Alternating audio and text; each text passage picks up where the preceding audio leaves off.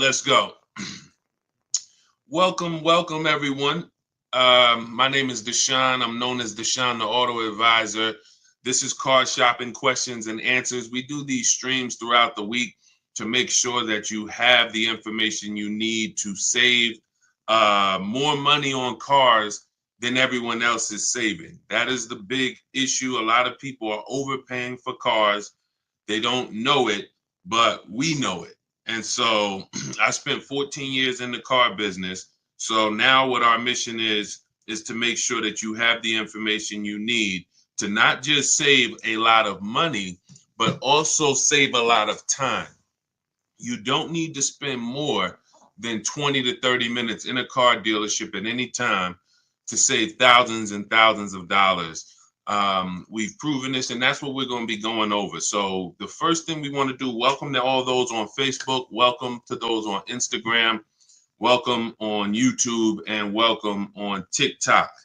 I want to go over as we, you can start to get, as I break this down, ask your questions, and we'll certainly get to your questions as we go through it. No questions off limits.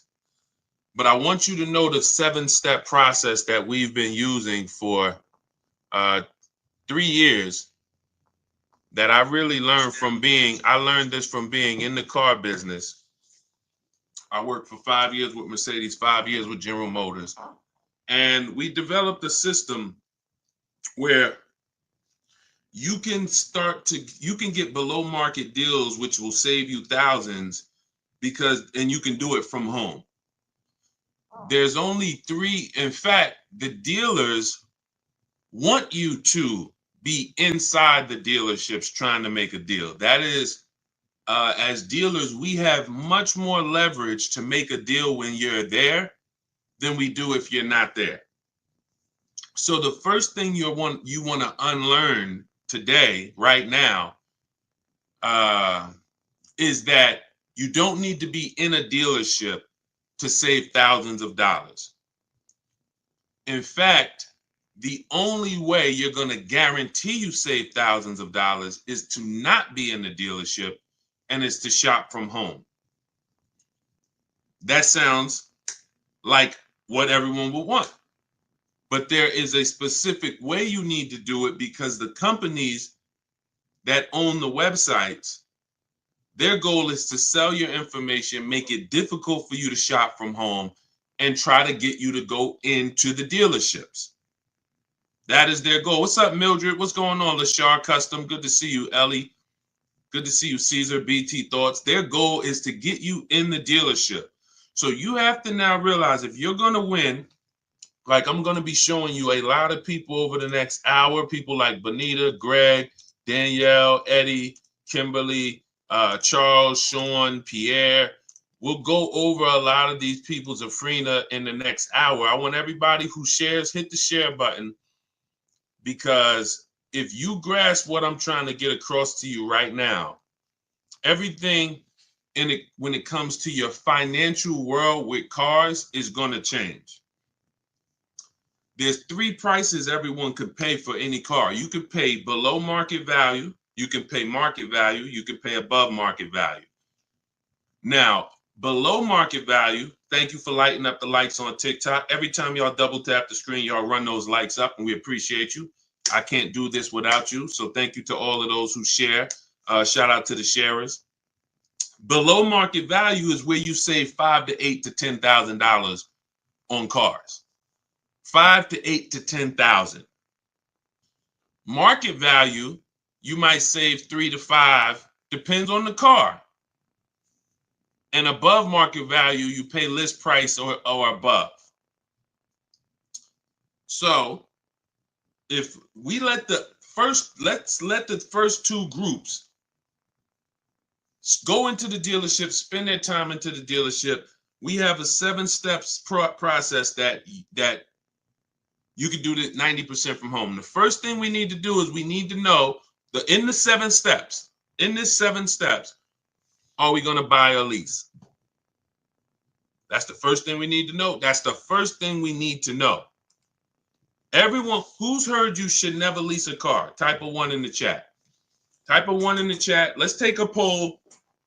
Let's see how much info we could get in 60 seconds. Who's heard you should never lease a car? Type a 1. Type a 1 in the chat. All right, I see you, Miss Bateman. Hold on. We're going to let her type a 1 in the chat.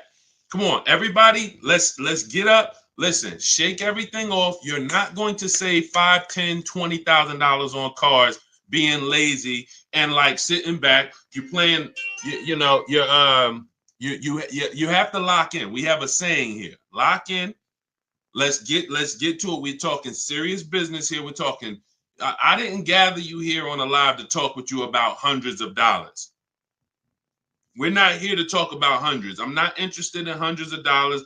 I'm not interested in helping you save hundreds of dollars on cars. That is not interesting. Everything that we do here is focused on thousands. So I want to hear from the people who you were taught never lease a car. I see you, 11 Frazier, Chaplain. If you were taught never lease a car, type a 1 in the chat. Type a 1 in the chat. Okay. Miss Bateman. Okay. Chaplain. All right. You're going to see that most of the people you know were taught the same thing. That is, in my opinion, why half of the people in this country are overpaying for cars. Half. I'll put money on it. They do not lease cars. There's 17 million new cars sold a year in a healthy market. There is 45 million used cars sold in a healthy market. 17 million new, 45 million used. You can only lease a new car most of the time. 99.9% of the time, your lease is new. So when you're leasing and you learn about how to get below market leases, you're going to be driving really nice, expensive cars, $30,000, $50,000 cars, and you're going to be, when you get great deals on them, you're going to be paying hundreds and hundreds of dollars less every month than these people who are paying, or who are, hold on, I had to put my phone on Do Not Disturb, than these people who are out here buying these cars. That's rule number 1. We have to get this across. The first step in the book, I have a book that is doing very well. It's very highly rated. Thank you to everyone who's reviewed it. The first step in the book is the 8-year rule. The 8-year rule. If you're not buying a car to keep it at least 8 years, you should be shopping for a below market lease. I just picked up a $54,000 vehicle. $54,000 QX. QX60. I gave them $1,200. My payment's $499 a month. Every lease I've ever had has been what we call a 1% lease deal. We can't, when you have, we'll get to that. I see you have bad experience leasing. We're going to get to that. I'm glad you said that. Remind us to come back to that. Nothing we can't get to the next stuff. We can't get to how to shop dealers and get thousands off until we get past knowing we should be leasing cars if we're not keeping them 8 years. This is rule number 1. I'm paying $499 for a $54,000 car. Deshone, well, I drive 15,000 miles per year. Well, if I wanted to drive 15, I would be paying, instead of $499, I'd be paying probably $530, and I'd be driving 15,000 a year. Deshone, well, I drive 18,000 a year. Okay, I'd be paying probably $560, and I'd be driving 18,000 miles a year. It's not about how much you drive. The people who taught you about leasing, they owe you money. They have cost you thousands and thousands of dollars that you can never get back, unfortunately. But I'm the bad news first person. I'm not the person who says, oh, you're doing so good, let me help you do better. No, I have to tell you, you are overspending by $200 to $500 per month because you don't understand leasing. $200 to $500, and you're driving older cars 3-year-old cars, 5-year-old cars, 7-year-old cars for the same prices, where if you just learn how to get great lease deals, you could be driving them with no money down. Let's get this out the way. Everything I'm teaching is in my new digital book. It's called Cars from Home, 7 Steps to Saving Time, Money, and Avoiding Dealerships. We are talking about step 1, the 8-year rule. If you are not buying your car to keep at least 8 years, you should be shopping for a below market lease deal, not a purchase. And you're going to save thousands and thousands of dollars just doing that. Before we talk about getting great deals, shout out to Facebook. Y'all quiet on Facebook and YouTube. Type 1s on Facebook and YouTube. Let me see where y'all at on Facebook. Let me know if you are clear, you're following what I'm saying so far. Type 1s in the chat. Leasing versus buying is the thing that has probably cost you the most money in your life on cars. More money than not being a good negotiator. Leasing versus buying has cost you more money than that. You're not keeping your cars 5 to 8 years. Instead of 17 million new cars a year sold in America, that number, 17 million, that number should be like 35 million. Because people are not keeping cars. They should not be tying up their money in cars. Let me give you an example. Stay by your keyboard, answer this question that I'm about to ask you. You go today, you drop $35,000 on a car, on a used car. Let's say it's a 3-year-old car, $35,000 on a 3-year-old used car. What is that $35,000 cash that you put in that car? What is that car going to be worth in 5 years? That $35,000 used car. What is that cash worth in 5 years? Throw some numbers out there. Let's go. Come on. I know I have some smart people on here. Let me talk to the people who, you don't have to be a genius to follow what we're talking about here. I would stand the reason that if we have some high schoolers on here, this is your first time buying a car, you're gonna learn more than our parents ever learned on this short conversation we're having. But I need you to tap in. All right, I see you. $5,000. I see you. $8,000. I see you. Enjoy life. $15,000. Okay, so check this out. So $35,000 that you trapped in a car. $35,000 that could have been in a piece of real estate. $35,000 that could have been in the stock market. It's trapped in a car. Not only when you go back in 5 years, can you not take the 35,000 out? It's not even 35,000 anymore. It's now worth 5 or 10 or 15. The depreciation is drastic and it's unforgiving. And the only people who should be buying cars are people who are keeping them until the wheels fall off. 10 years, 12 years, 15 years. Because that's how you get your money's worth out of them. You can't put 35 into a vehicle. It drops in value to 12. And then that's when you go and trade it and you do it again with another vehicle. This is how you are structuring your deals. And this is why, besides not saving the money, we haven't even gotten to that step yet. Getting the money off and the discounts. We have to understand structure first. I leased my first car. I was 22 years old. I was leasing a $20,000 or $21,000 Pontiac G6. I was paying $256 a month. It was the best thing in the world. How many of you, as your first car, instead of you paying $400 or $500 a month, or instead of having some $200 or $300 a month hoopty, or instead of buying some $1,500 a month cash vehicle, would have liked to have it where you could drive a new car for $256 a month plus your insurance? Maybe your parents help you out with the insurance. Maybe your parents pay the $200 a month, $200-300 a month, whatever it's good, the $200 a month insurance, and you pay the car payment. This could be better than you putting your child who's in college in a 10-year-old Honda that might still end up breaking down. It's not even a question.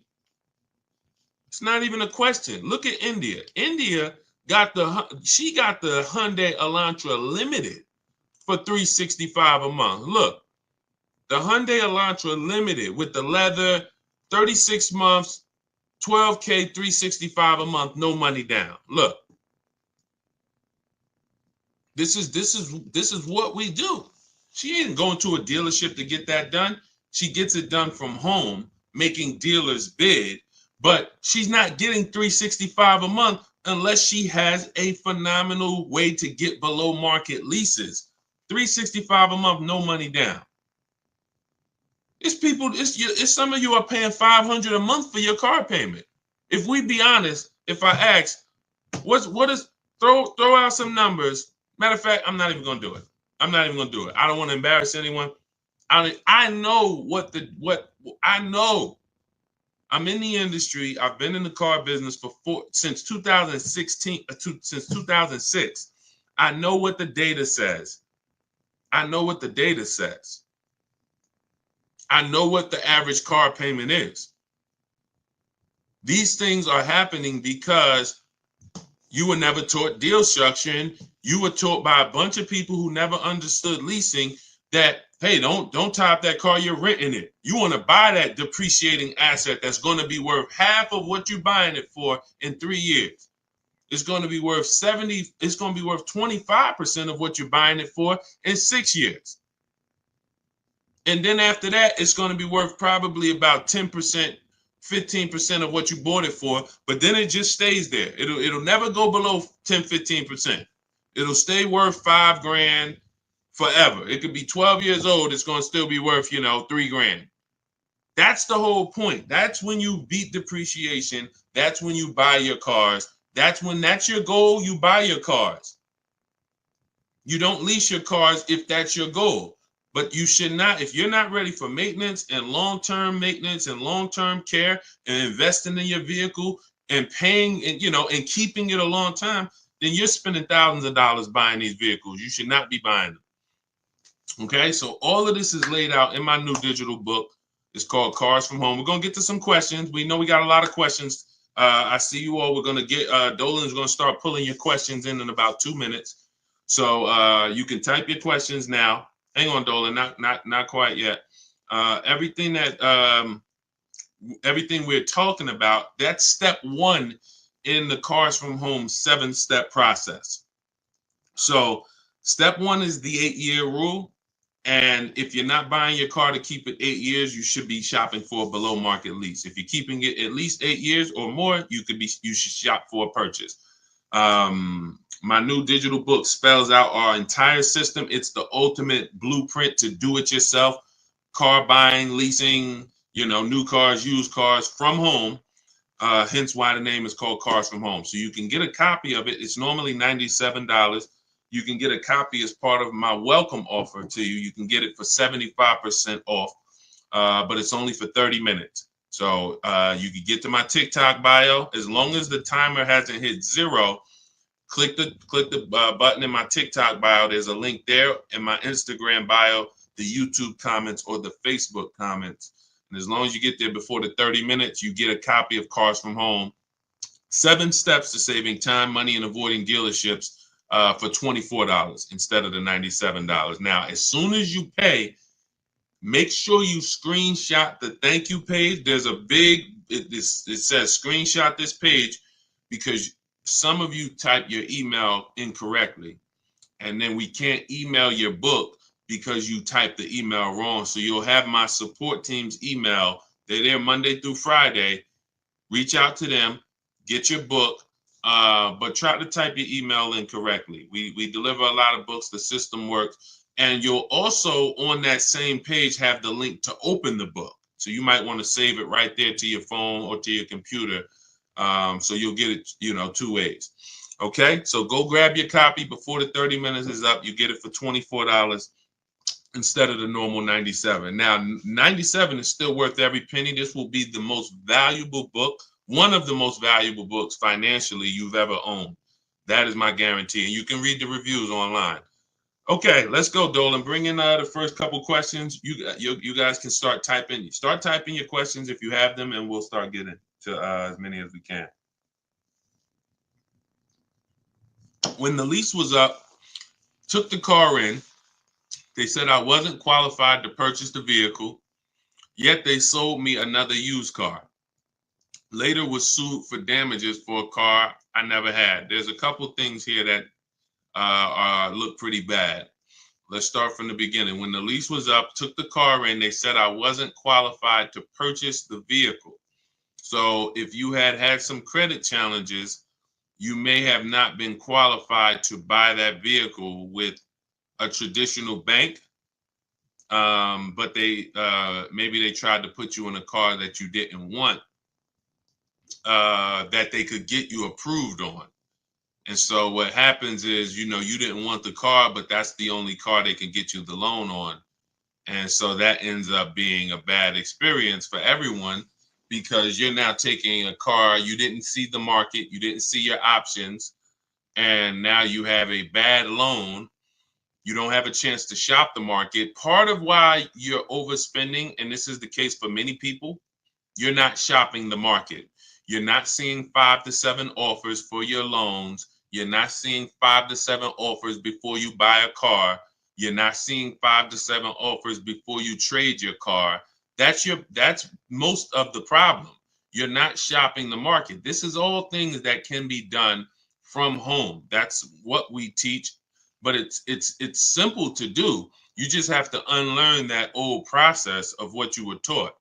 So yeah, it just seems like from the get-go, you should have been following a plan of someone that doesn't have perfect credit, and then you would have followed whatever options you had, whatever your best options would have been at that time.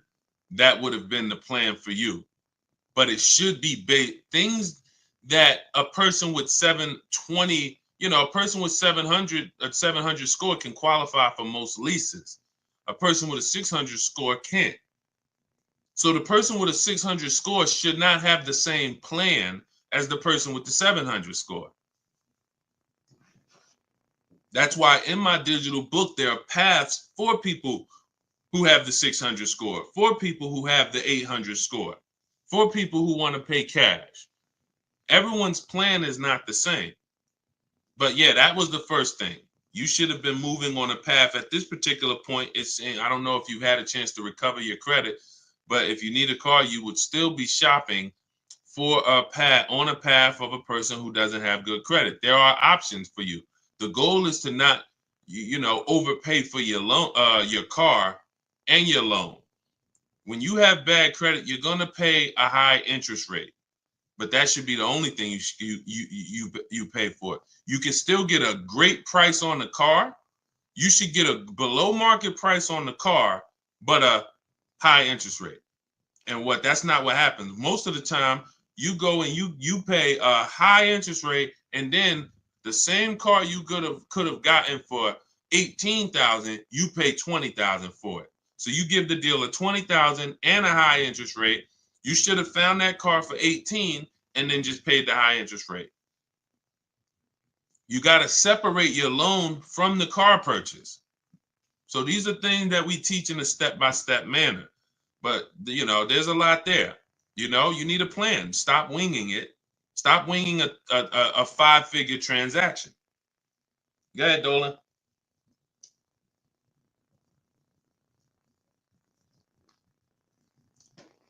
If I lease a 2020 Toyota RAV4, what should my payment and residual be? We don't focus on residual. We do shop the payment according to the 1% rule. So everyone who's savvy with leases understands the 1% rule. For those of you who don't know what it is, if your lease payment is 1% of the MSRP or less, no money down, you have a steal. So if you're looking at a $30,000 car, if your lease payment is $300 a month or less, it's a steal. It's a steal.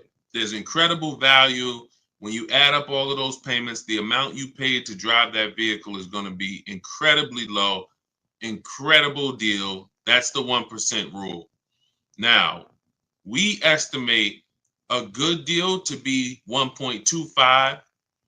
1.5 is where we cap it. So I created the 1.5% rule when it came to bad lease deals, because we knew about the 1% rule, but we didn't know about bad lease deals.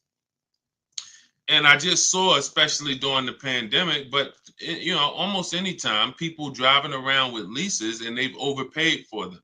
And now they don't see any benefit in leasing. They say, well, I might as well just buy because the payment I'm paying is almost the same as a purchase. Yeah, that's because you overpaid. It shouldn't be that way. I'm paying $499 a month for my Infiniti QX60. That vehicle to purchase on a 6-year loan, even a 5-year loan, $54,000 vehicle, say big discount, let's say 50, 45, that's $900 a month minimum with no money down. Minimum. I'm paying $499. It's not even close.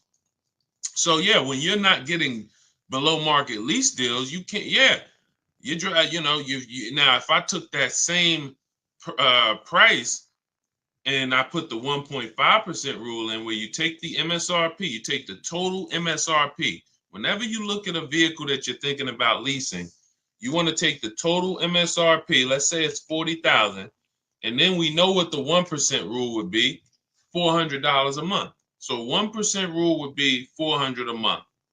That means if I could get that vehicle, no money down, 12,000 miles per year, $400 a month. Now I want to go to the 1.5% rule. Take that same 40,000, multiply by 0.015. That's 600. So 600 is the max where I'm walking away from the deal. There's no value there if it's above 600. It's just no value. We add up all of those payments, $650 a month times 3 years. We never do a 4-year lease. We're paying too long for a vehicle that we're giving back. Too long. So these are the parameters we use to make sure, to guarantee that we're getting the best deals in the market. Now we got the four. So now what I would do if I'm looking at a $40,000 vehicle, I know that my range for a deal is $400 to $600 a month. That's what I know. No money down. I'm looking for that deal to be somewhere between four. Now, you're not going to look. You have to. We do it easily because we shop from home.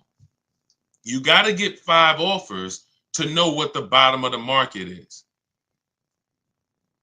You're going to hear me. You're going to hear us discuss here in this community, because this is a community.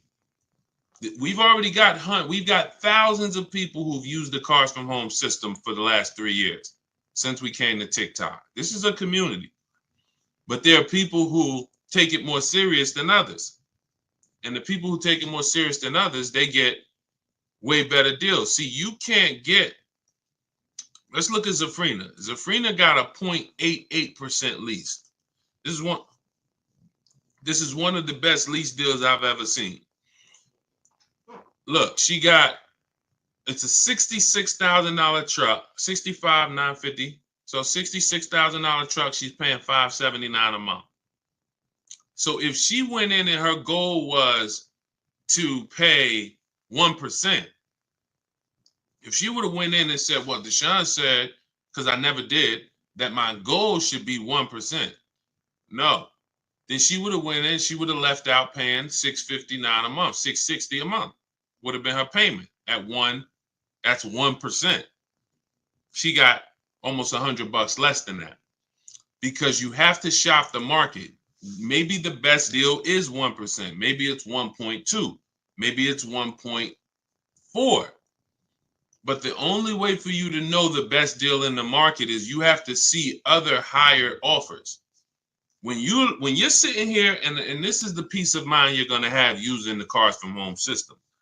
When you're sitting here and you're looking at 5 offers or 7 offers, you are going to love how easy it is to pick the best offer.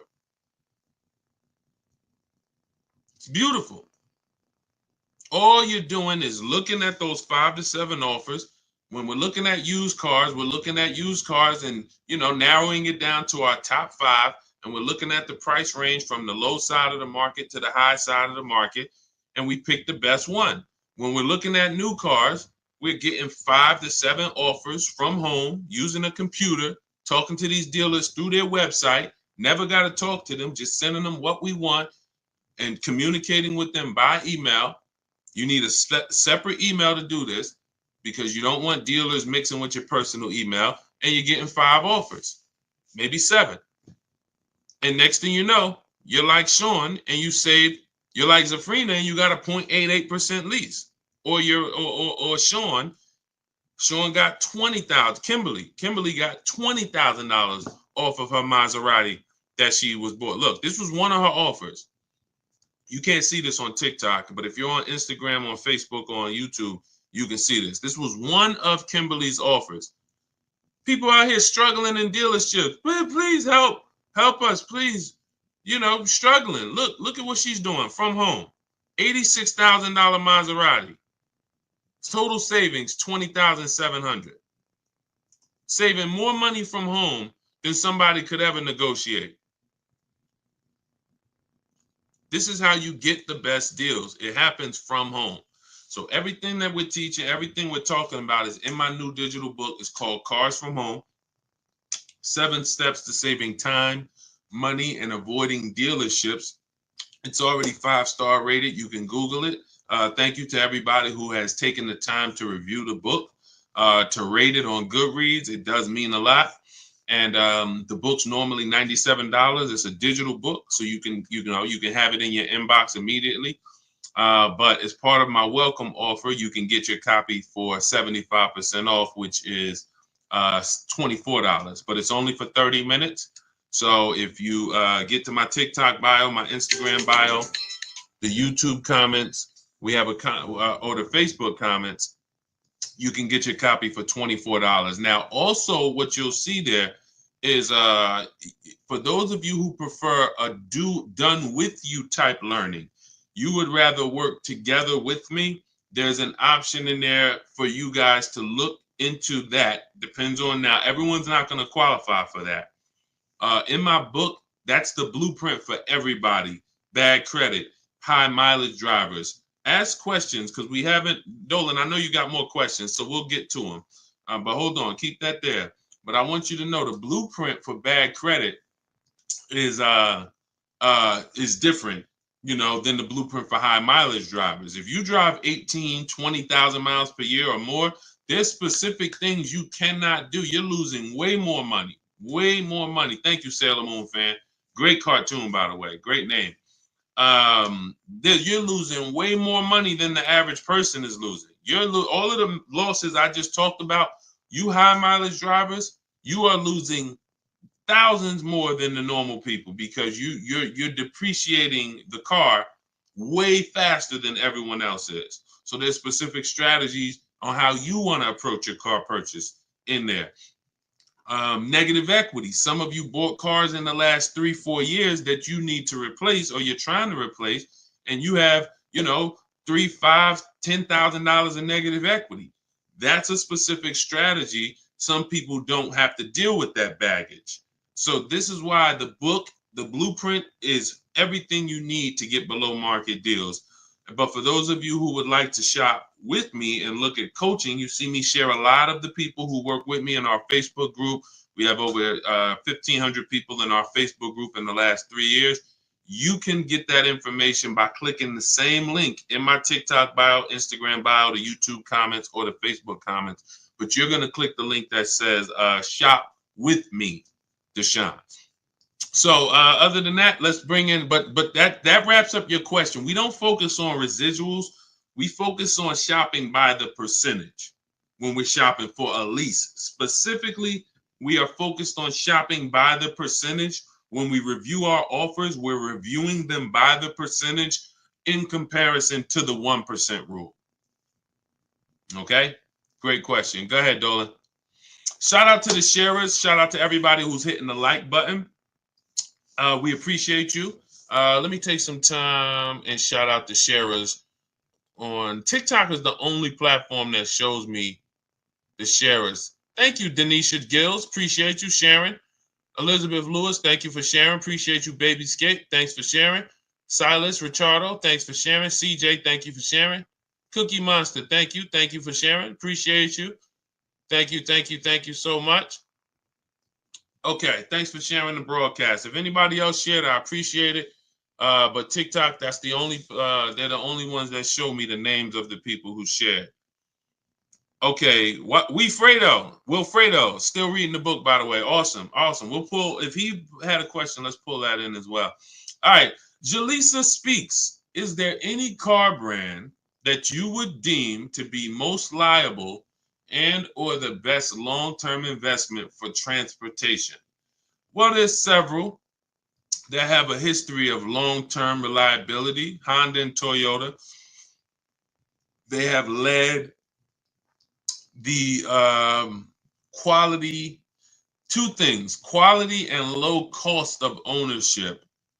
They've led those charts for so long, Honda and Toyota. Now, if you say, well, you want to go with something a little more fancy, then you would go Acura and Lexus, which is Honda and Toyota's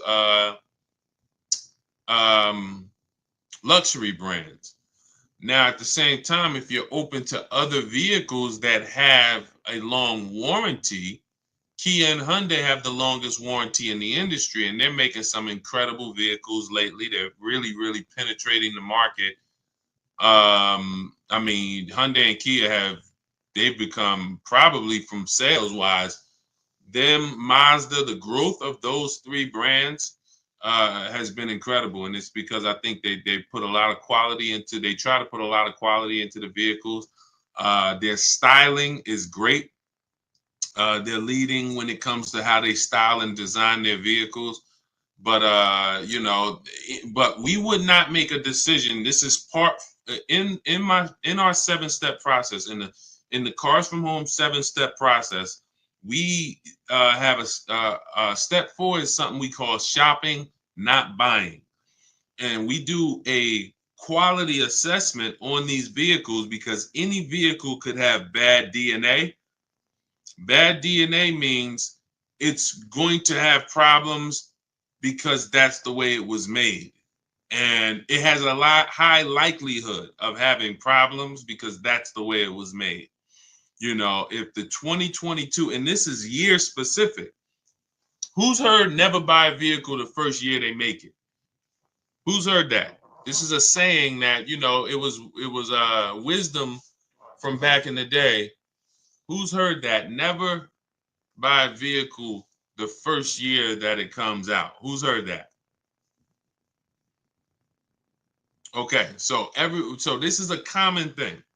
So now when you consider, well, you don't even want to buy a vehicle the first year the transmission is, you know, if a vehicle has a new transmission, if a vehicle has a new engine, if a vehicle has a new suspension or steering system, all of these are things that could be problematic. So that's why we always want to check and type in the specific name and the year of the vehicle we're looking at. So Jaleesa, if you're looking at the Cadillac XT6, you would type in 2020, whatever the year is, 2022 Cadillac XT6. If you're looking at a new one, you would type in 2024, 2025 Cadillac, 2026 Cadillac XT6. That is what you're doing. And you're then putting reliability. So 2025 Cadillac XT6 reliability. You know, that's going to tell you if there's any public data that should be alarming, any red flags. You're just going to skim the first page of Google. Once you skim the first Google page, that'll tell you what you need to know in most cases. Just look at the articles. Do you see anything that, you know, stands out? You know, electric problems, you know, lower than average reliability scores. You want to do this for reliability and initial quality. 2024, 2025, 2026 Cadillac XT6 initial quality. This is so simple. These things I'm telling you, because we get cars in 90 minutes, 2 hours. We get these deals.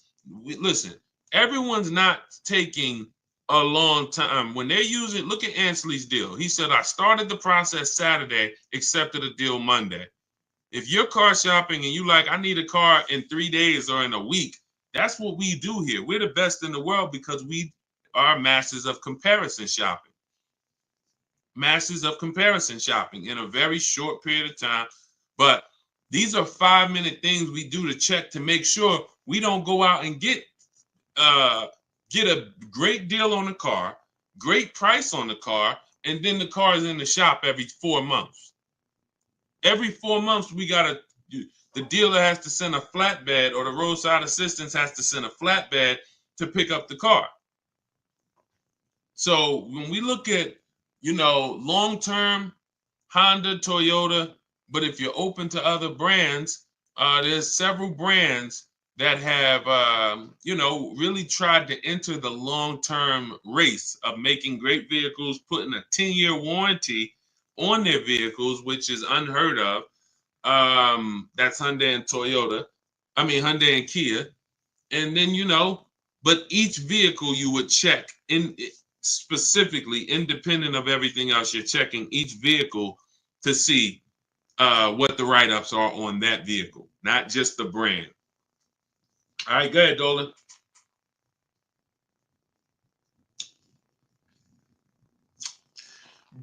Brand new to you and you're live. Welcome.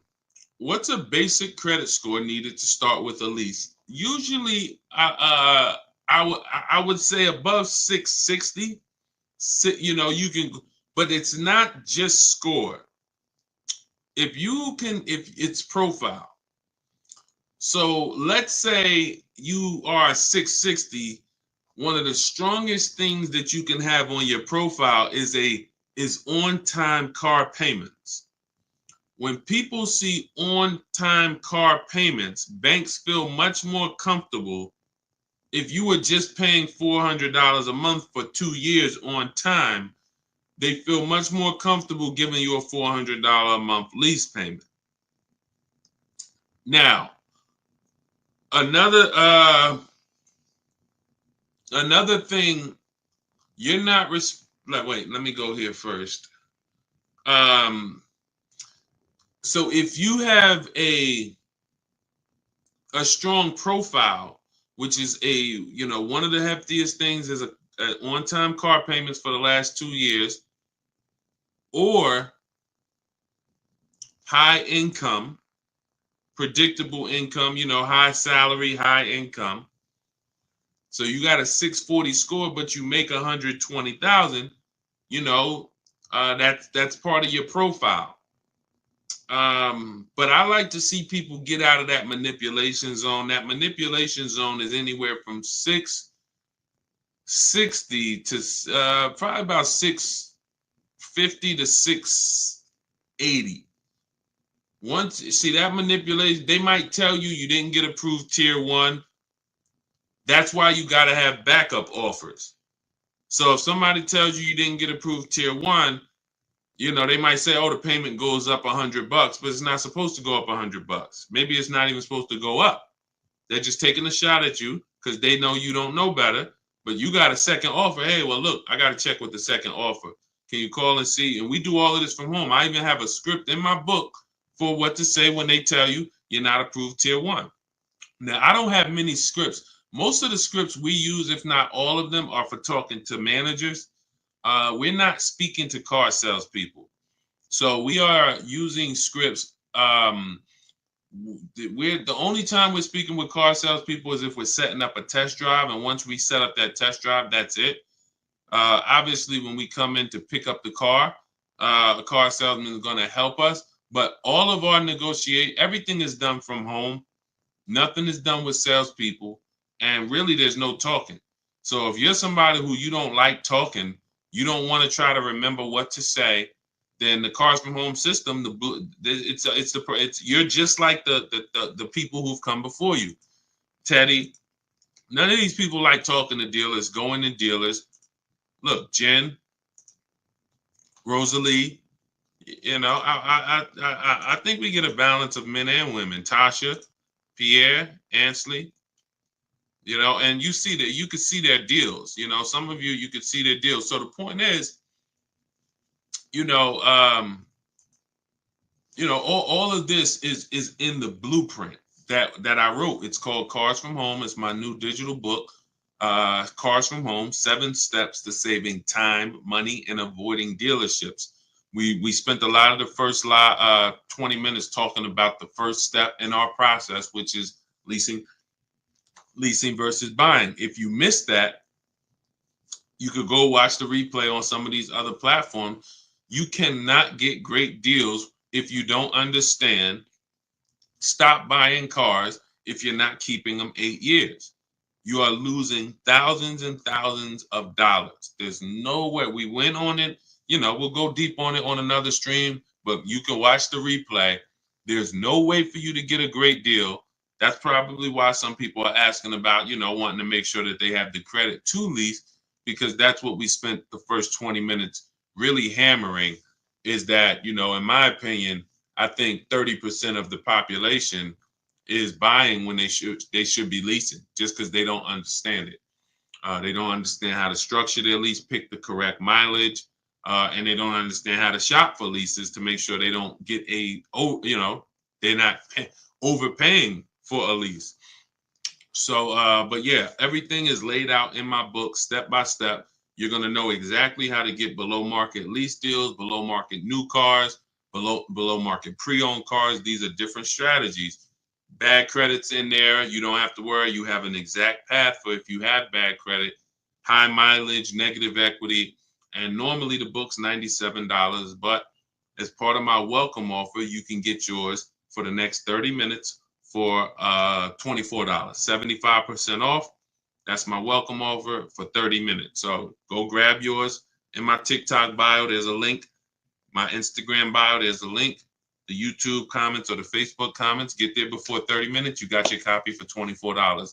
You can see by the reviews, if you Google the book and read the reviews, the book is worth every bit of $97. But, if you get there before 30 minutes is up, $24 is better. Make sure as soon as you pay, you screenshot the thank you page. Sometimes you type your email wrong.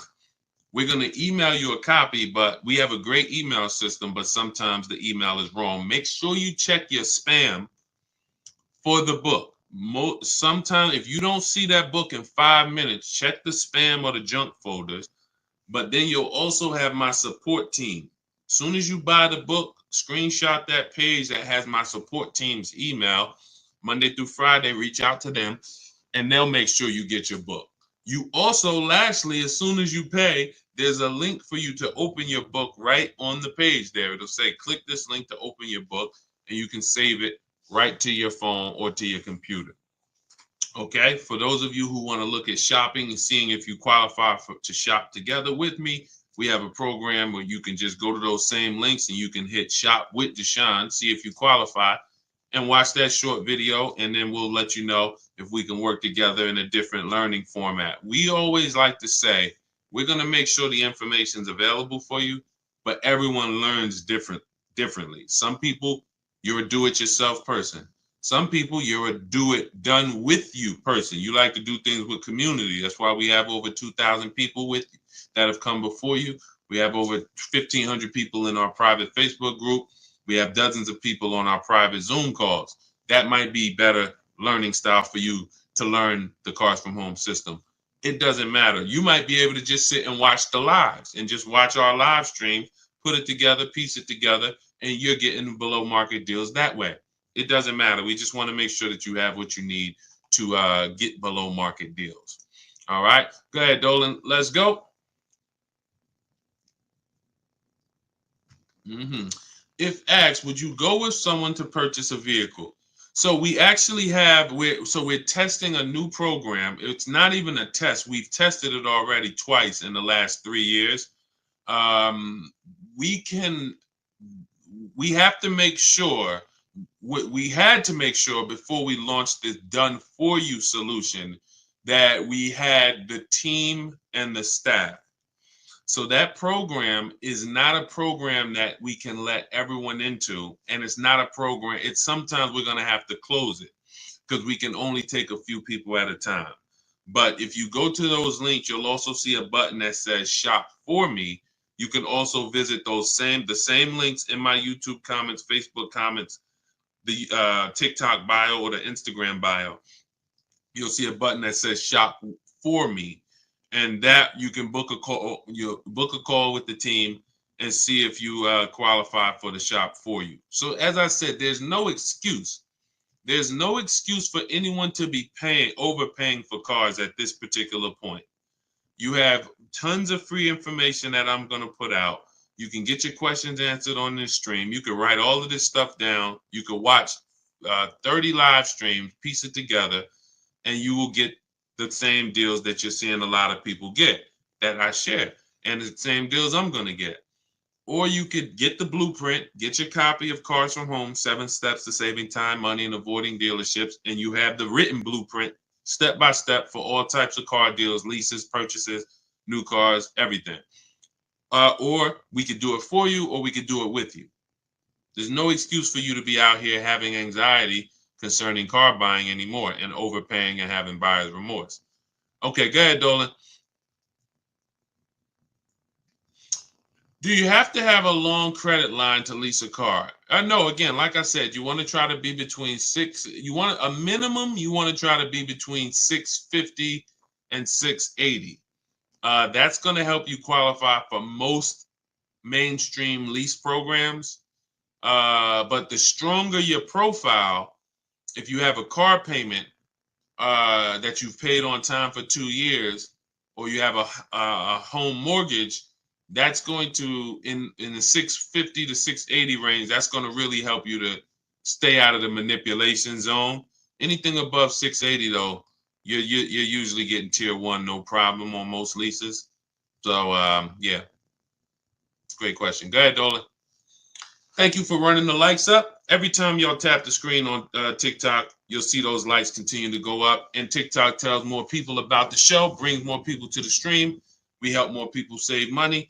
And we help people unlearn what the car business has been programming us to do for all of these years. So thank you. Continue to double tap the screen every time you hear something that you like. And, hitting the like button does matter. Appreciate you. And shout out to the sharers. Welcome to the new followers. I see you. Welcome, R. Timmel. I see you. Welcome to the community. Toy for real. Thank you. Welcome to the community. Luna, Oz, welcome to the community. I see you. Cam, welcome to the new followers.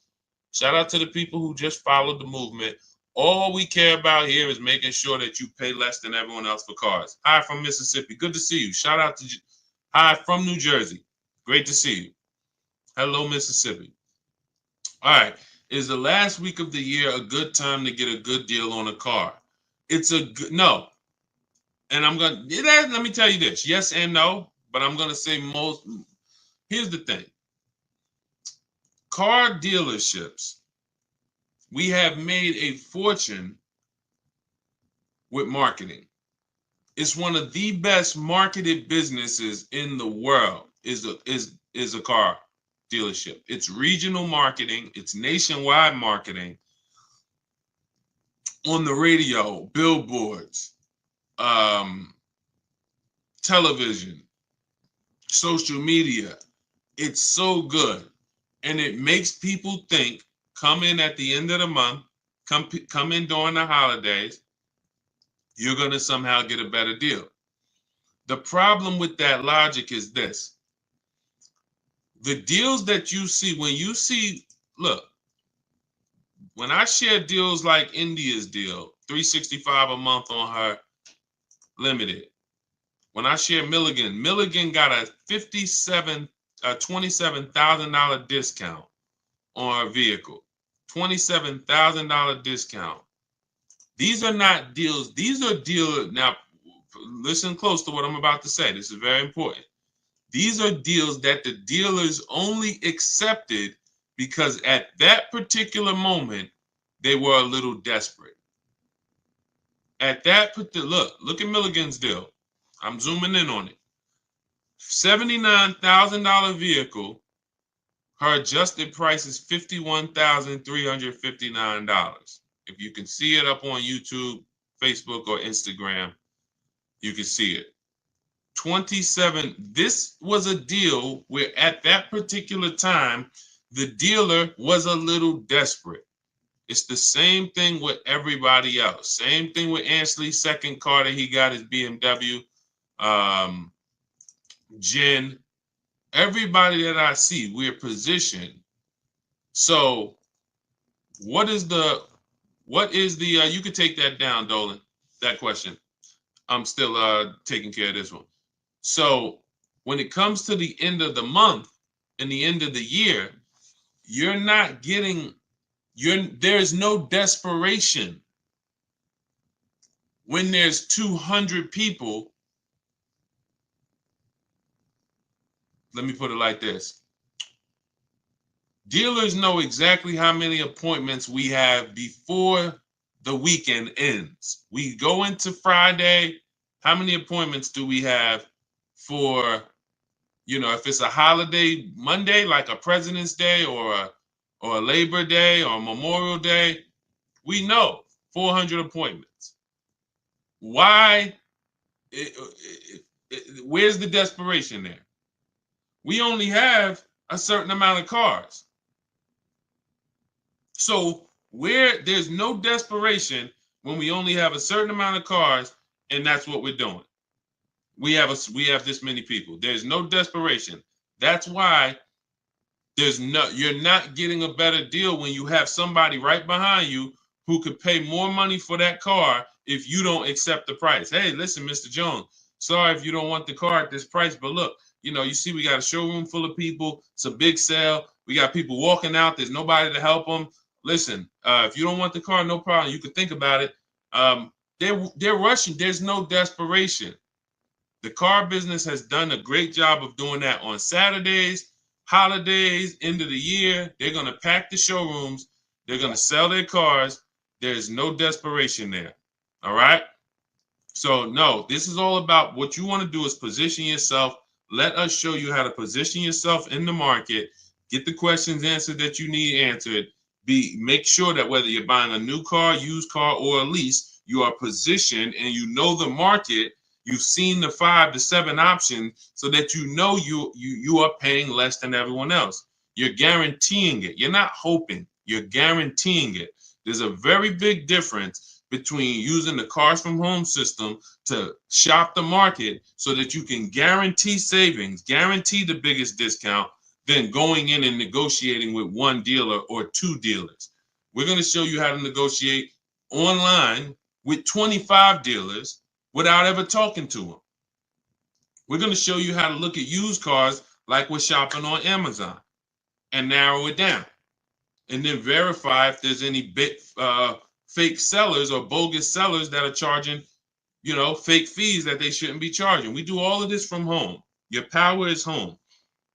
So all of this is in my new digital book. You can get your copy as part of my welcome offer for 75% off. It's normally $97. It's called Cars from Home, 7 Steps to Saving Time, Money, and Avoiding Dealerships. You should not be in a dealership more than 20 to 30 minutes. And we never talk numbers in the dealership. You can get your copy for 75% off, which is $24, but it's only for 30 minutes. It's normally $97. You can get to my TikTok bio, my Instagram bio, the YouTube comments, or the Facebook comments. Grab your copy, 75% off. That's $24. Make sure you screenshot the thank you page so you'll have my support team's email Monday through Friday. Just in case your book doesn't come, you type your email wrong, you have my support team's email. But that email is not for questions. It's just for you making sure you get your book. All right. So let me hop off. Great live today. Great chat. We went deep on a lot of subjects.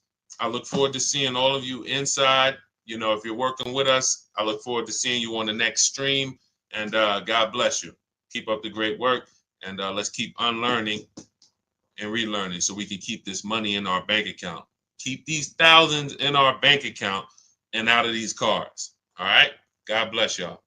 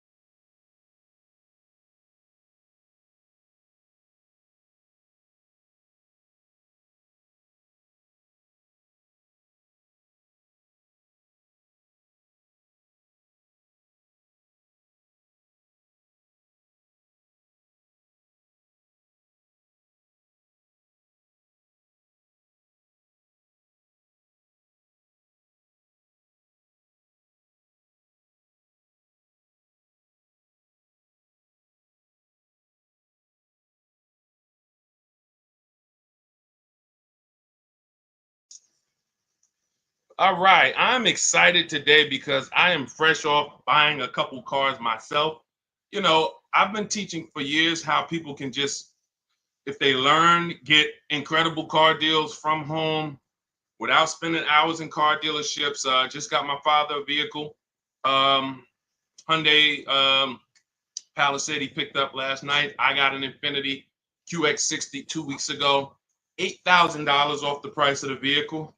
I don't know exactly how much he said because I didn't look at how much off on that Hyundai. I do know there's no one driving a Palisade less than him. He got a $48,000 Palisade, $499 a month, $49,000. These require huge discounts. What's up, Michelle Morris? What's up, Stevie P? This stuff is the stuff that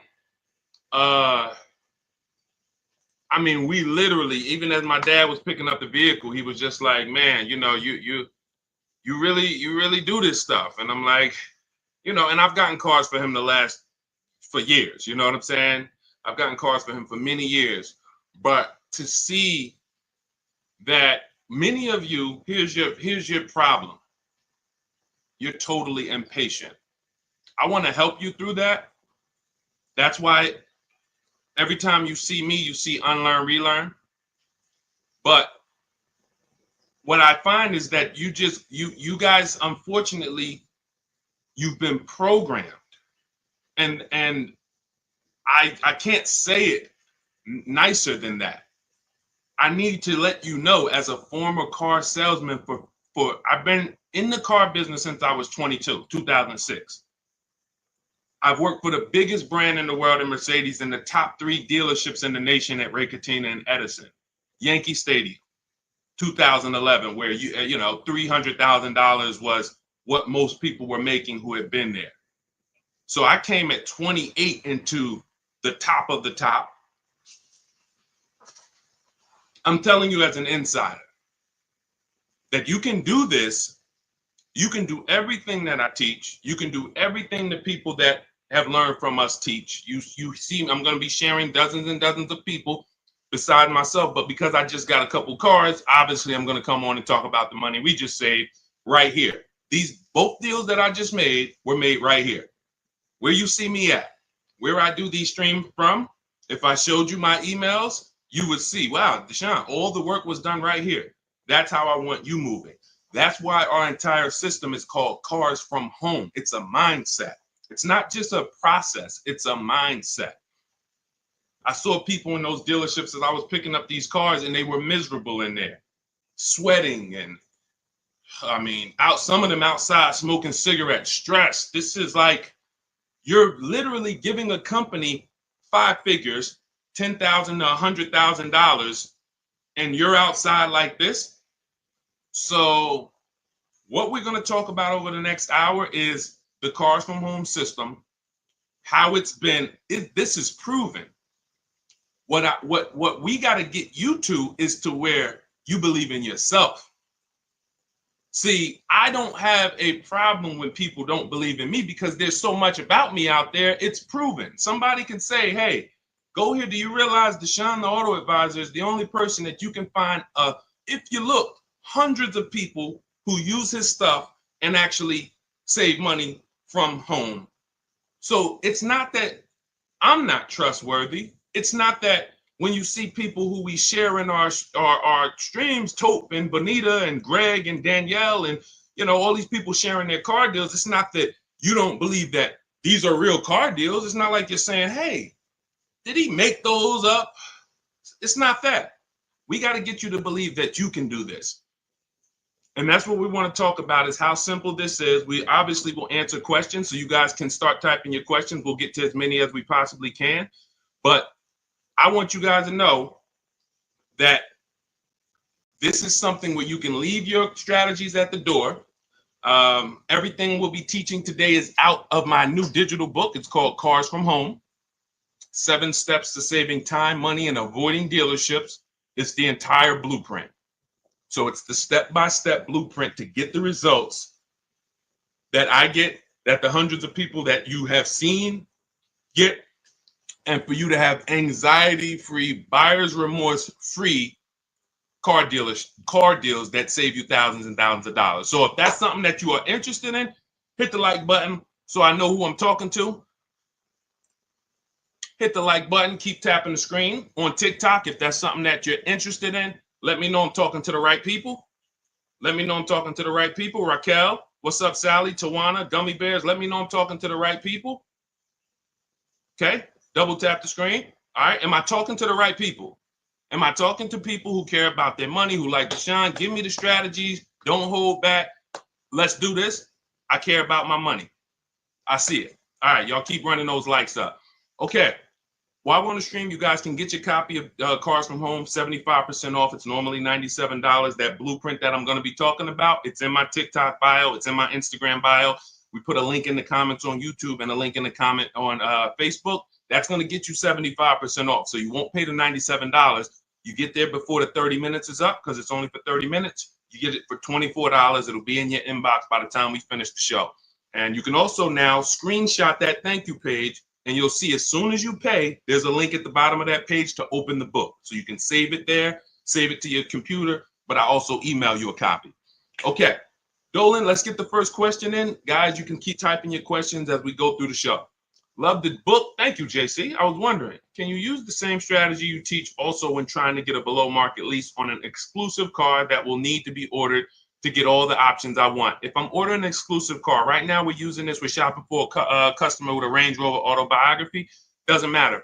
I'm talking to dealers in six, our team is talking to dealers in six states.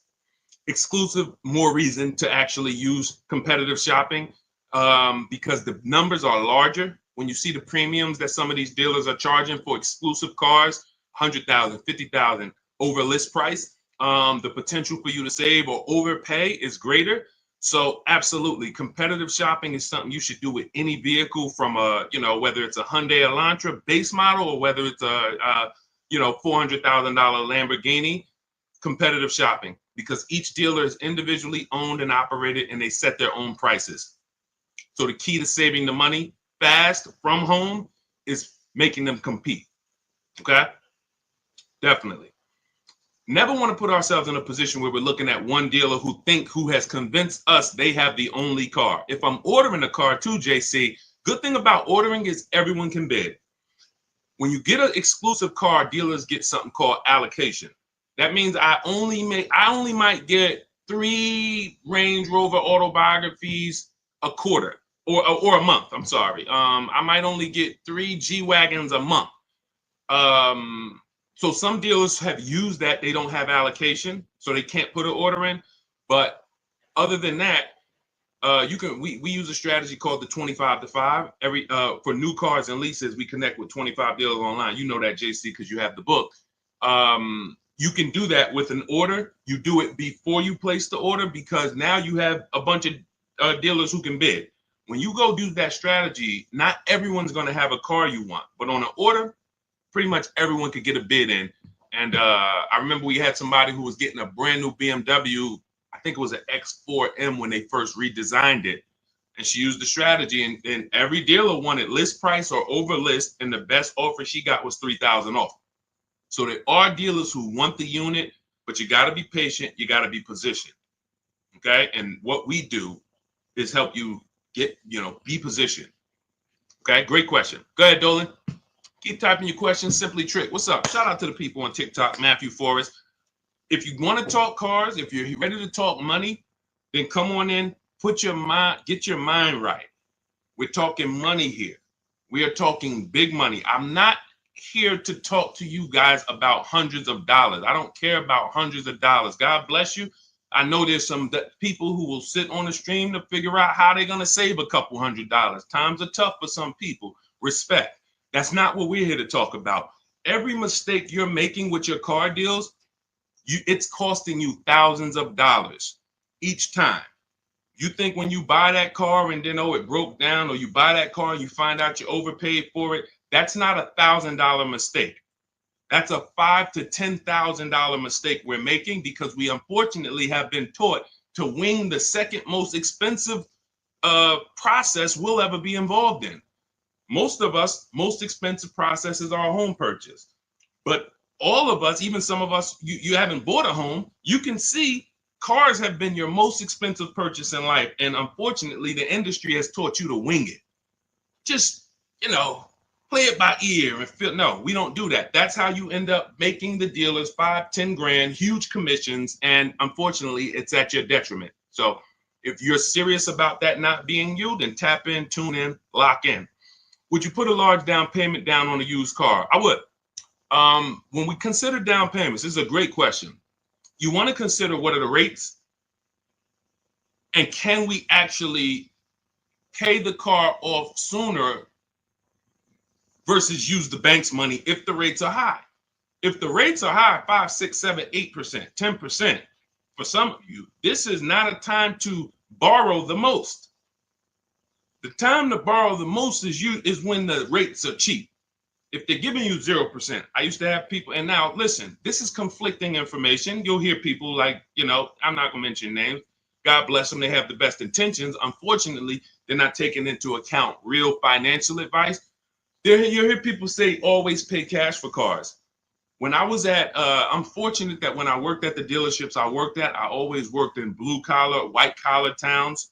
And I worked with people who, worked on Wall Street. So a lot of customers from Wall Street, $300,000-$400,000 a year or more. But I also had clients who, customers who had $30,000 a year jobs. So we've seen everything in between. When people would sit down and they would say, hey, I would say, how are you going to pay for the car? They say, well, what are the rates? And if the rates were 0% or 0.9% or 1.9, then most times they were using the bank's money because it made financial sense. Why? Because if I put my money in the car, this $30,000 I'm going to put in this car is going to net me a negative return. See, because if you put $30,000 in a car today, next week, 5 years later, that car is worth $10,000. That means that's where your money is. When you look and say, well, what could I put $30,000 in to where 5 years later, instead of 30, I would have had interest, and I would have still had my principal, and I still could have gotten the car through leverage. Leverage is I'm going to use the bank's money as long as the rates are cheap. Now, in the case of a market where rates are high, we're not getting 1%, 2%, 3%, 0%. Then yeah, these are the times where you want to try to take as small a loan as possible. It makes more sense to apply a larger down payment and pay off the car quicker. So it's really all about, what are we doing with our money? Is your money invested? Are you getting 10%, 8%? Maybe some of you are in some other ventures where you're getting, more. If that's the case, it's not going to make any financial sense for you to put more money in the car, because you can put that money in other places that's going to net you a bigger return. So again, one thing about me is I don't teach one size fits all car buying advice. I asked you a couple questions. What are you doing with your money, and what are the rates? You might say, Deshone, they're offering 0% on this car I want. If 0%, then I would use the bank's money. I keep my money just on the strength of having my money. And then if you wanted to, if you have your money invested, why pull it out of something that's getting you a positive return to put it into something that's not even going to give you a break even? It's going to give you a negative return, and it ties up your cash. So these are the conversations I've learned just over 14 years in dealerships, talking with very, very intelligent, financially intelligent, rich, ultra rich people. So if you want to move, you want to be rich, move like the rich. All of this is laid out in my book. I have a section specifically of comparing, about cash buyers, because many people who have been taught to pay cash, you don't realize that you could be missing opportunities, especially in the investment market where you're getting, some people's portfolios up 12, 13, 15%. They would never have that money in a car. Does that make sense? Everybody clear, type $signs. Listen, I need to know we're having a real financial conversation here. So I put on TikTok, everybody should be over 18. Listen, 16, 17, I wish they could be on here, but I don't want 14-year-olds on here. I would, obviously, the point is I'm trying to make sure I'm getting the crowd who can receive this information. If you're clear on that principle concerning rates as opposed to down payments, then type $signs. If you need me to clarify, then ask a question and ask me to go more deep. I don't want to go deep I don't want to move to the next question until I make sure that the people on the stream have, you know, so let me know. Y'all see, it, be clear, we want to go deeper on that?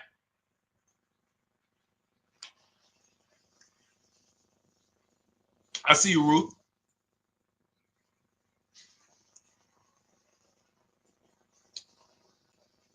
Okay. Listen, TikTok, I'm going to tell you something.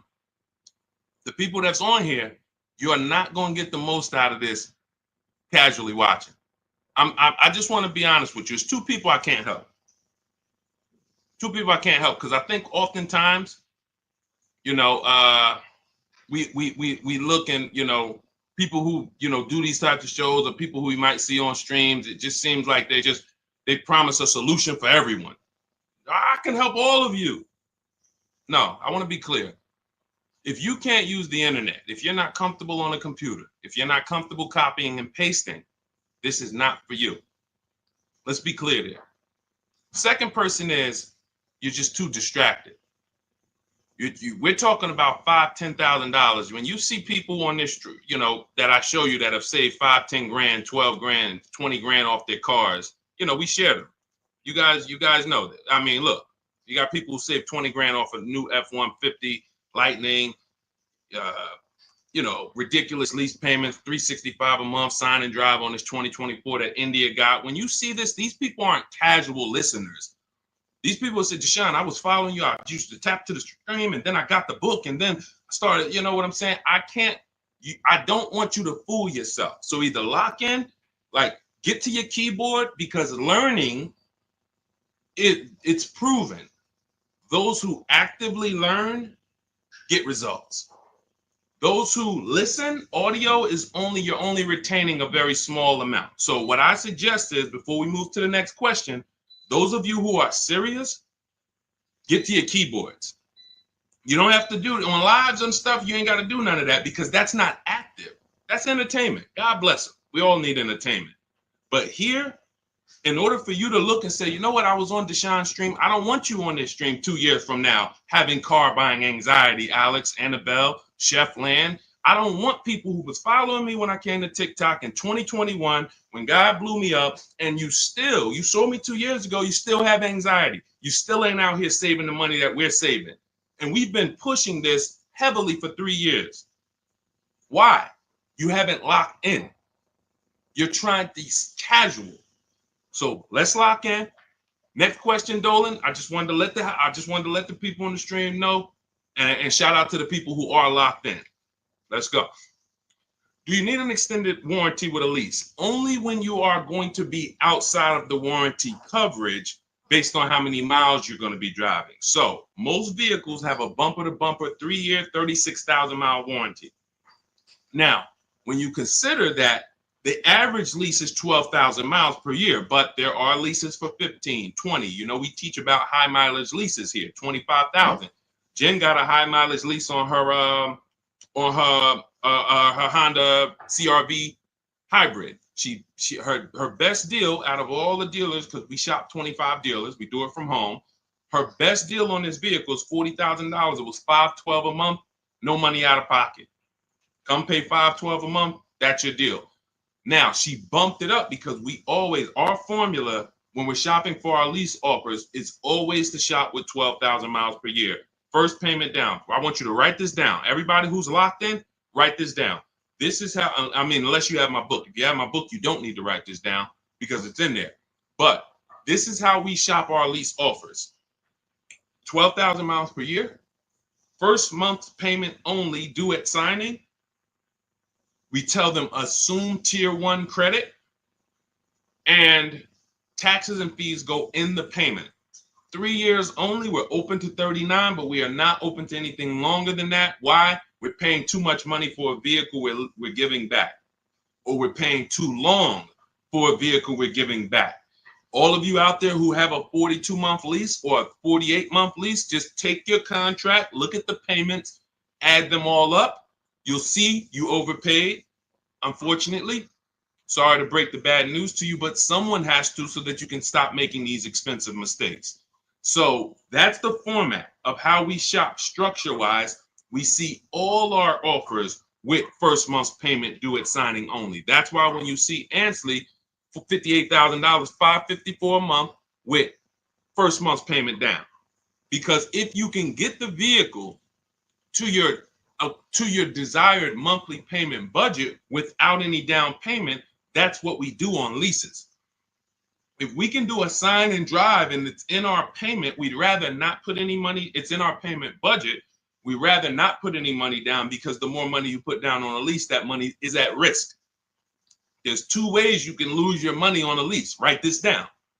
If the vehicle is your down payment, if the vehicle's stolen, or if it's total.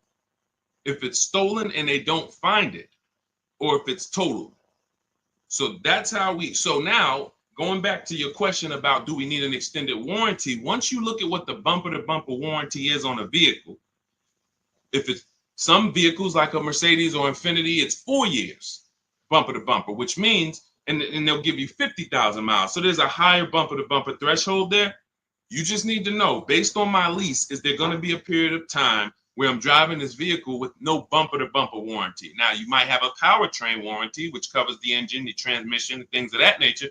But if the electronics begin to fail or malfunction, if your bumper-to-bumper warranty has expired, then yes, you would be exposed. So you can get an extended warranty in that particular case, but I would only do this on vehicles that are extremely expensive to maintain. I'm not really looking to add an extended warranty to a lease unless I'm dealing with like a high mileage lease on a Range Rover or something that I know when it breaks is very expensive. Other than that, we're not looking to add extended warranties on leases. Typically you'll be out of that vehicle before you won't be able to have the vehicle long enough to have the warranty make sense. Okay. What's up, Primo? What's up, Nick? Kelly Tipple. Go ahead. Next question, Dolan. Everything that I'm teaching is out of my new digital book. It's 5-star rated. You can Google it. It is called Cars from Home. 7 Steps to Saving Time, Money, and Avoiding Dealerships. We save time and we save money. I'm not into saving money and being in dealerships for hours. Who enjoys being in dealerships for hours? Listen, that might sound like a weird question, but there are some people who get a thrill out of it. Anybody? Yes? Enjoy being in dealerships? Enjoy? Anybody? Who hates going to dealerships? Who hates being in dealership? TD Brewer? What's up, Gus? What's up, Kenyon? Yep. D. Will? He said me. Kellen? Yep. I enjoy it, but has to be quick. Yep. Londa, me. Yep. Look, Marquise, no more than 2 hours. Now, when we talk about the time, you can save time and not money. You can save money and not time. So you can go in and say, well, it took me 10 hours, 2 days, 3 visits to save $10,000. Well, you might have saved money, but you didn't save time. We want both. And then we have a third caveat in that title. It's avoiding dealerships. So 7 steps to saving time, money, and avoiding dealerships, because we don't need to be in dealerships to save the time and the money. Clear? That's the name of the book. So you can get a copy of it. It's 75% off. It's everything I'm teaching. Now, obviously, you guys can see I don't hold back. So it's not like, hey, my best stuff is in the book. We do have calculators in the book that obviously I can't, give you here. We've designed calculators, but you can get your copy for 75% off because that's my welcome offer. I want to make it a no-brainer for people to be able to get car deals, save thousands of dollars from home. So the welcome offer for 30 minutes is 75% off. It's normally $97, but it's a digital book as well. So it'll be in your inbox by the time we end this stream. You can get your copy in my TikTok bio, my Instagram bio, the YouTube comments, or the Facebook comments. And make sure as soon as you pay, you screenshot that thank you page, and then you download your book, because there's an actual link as soon as you pay. You can save it to your phone, to your computer. Okay? How can I pay off my car quick? This is a money situation. I mean, that's a question for Google. You can actually, some people say there's ways that you can make your payment twice a month or on certain day of the month, or I think the whole thing about the way most loans are structured, that whole tell them to apply it towards principal, I don't know if that's still accurate or not, but this is a money situation. So if your payment is $350 a month for 6 years, if you don't pay more than $360 a month for 6 years, then the car is going to take 6 years to pay off. If you have additional money and you want to throw it at the car to pay it off quicker, then have at it. I don't know if there's anything else that I could add to that. Go ahead, Dolan. Let's go. Marilyn Birdman, good to see you. Shout out to the TikTok crew checking in. All right. Do leasing numbers work when we're driving more miles, though? Sure. First person I ever saw had a high mileage lease when I was a manager at Hyundai for 6 weeks. He returned his Sonata. It had 72,000 miles on it. It was a 3-year lease. And when I saw it, I said to myself, I couldn't believe he had leased it. And he explained to me that that's all he did. He was in sales and he was always leasing because he was tired of the negative equity. Negative equity is when you owe more on your car than it's worth. And some of you, every single transaction you do, you have negative equity. You don't realize that the cause is you don't lease. Unfortunately, you're losing money, thousands of dollars, because your cars are depreciating, and then you go and trade them and you take the loss. That's not supposed to happen. See, the things that are normal that you think are normal, I'm here to tell you they're not normal. And there's people, thousands of people that, thank God, they are learned, because they've been hitting you guys with bad information about leasing since the beginning of time. Now, don't get me wrong, leases at some point, at one point, there were bad leases, and they were bad lease structures. You had balloon payments that people didn't know. There were different types of leases, open-ended leases, closed-end leases. Now the leases are set up where it is the best thing in the world if you're not keeping cars 8 years. And if anyone's not keeping cars 8 years and you're not leasing, you are losing thousands of dollars. Facts. I can prove it. I bet if anybody took me on their show and just gave me a whiteboard or a chalkboard and said, hey, can you prove in 10 minutes or less that anyone who's not leasing, but they're not keeping their cars 8 years, they're losing thousands of dollars? I said, man, I don't even need 10 minutes. Give me 6. Because all I'm going to show you simply is the fact that someone like Ansley, who gets a 1% lease, he's paying $554 a month for a $58,000 car. Now, some of you know, let me ask a question to the community. Shout out to the new people. I know we got some first-time people on here, but this is a question for the people. I want to see, maybe we don't know. If we got some people on here that know this, how much is every $100? I gave it away. So every $5,000 that when you're looking at a car, every $5,000 in that vehicle, loan-wise, you're going to pay $100 a month. So looking at this car right here, which is $58,490. Roundabout, that's going to cost us about $1,100 to $1,200 a month. Even before taxes, we ain't put tax on there, but let's just assume, just looking at that $58,000 number on a 5-year loan. 5-year loan, that would cost us about $1,200 a month. So if that number would cost us $1,200 a month, and Ansley's paying $554 a month, how long does you see what I'm saying? I'm literally putting the let me put this image down.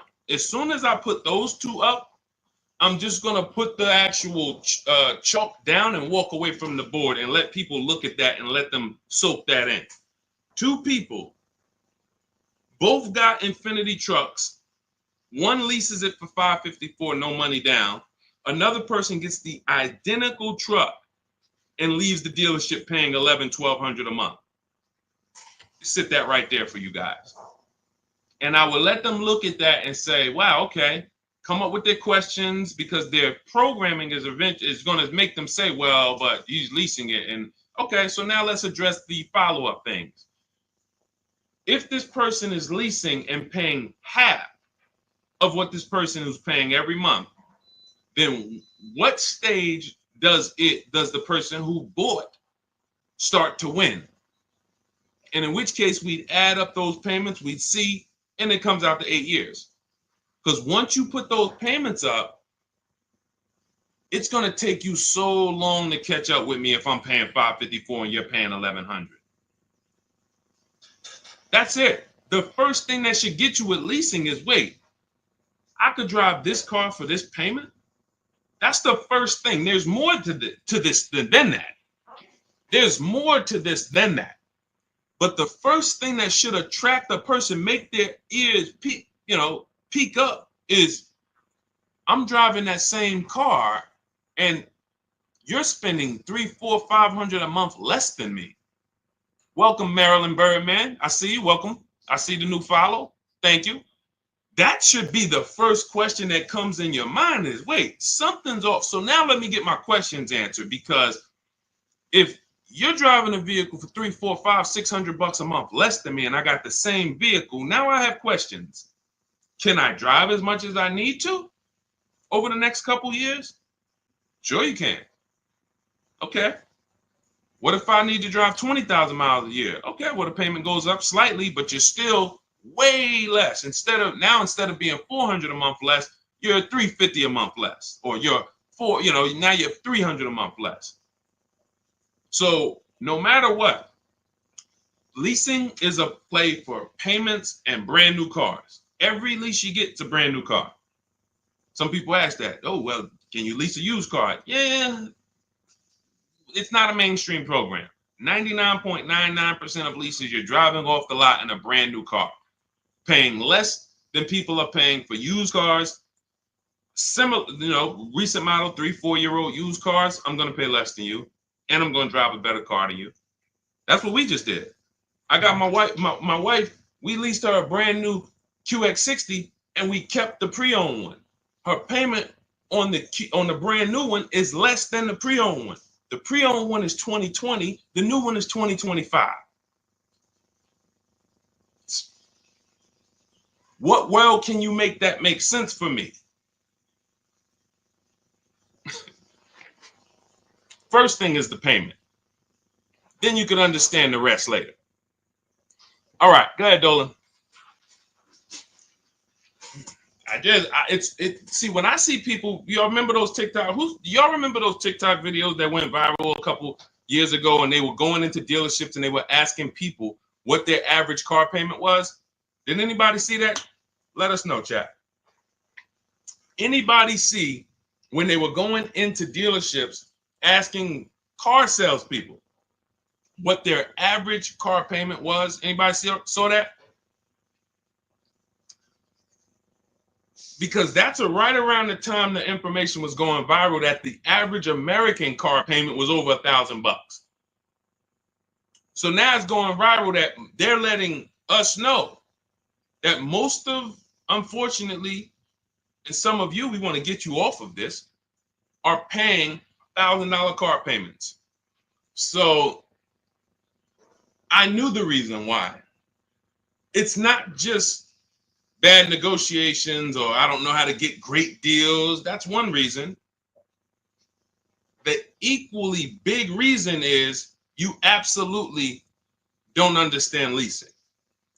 And you have been taught, in order for me to get the cars that I want, I have to buy them. And when I buy them, I absorb the cost to buy the whole car. $48,000 is $1,000 a month. You get $48,000 vehicle plus taxes. If you don't know how to get any discount, 5-year loan, your payment's $1,000. That's it. That's the math. So it's very easy when you don't understand leasing or you don't know how to get great deals to pay $900, $1,000 a month for a car that you could be leasing for $500 a month with no money down.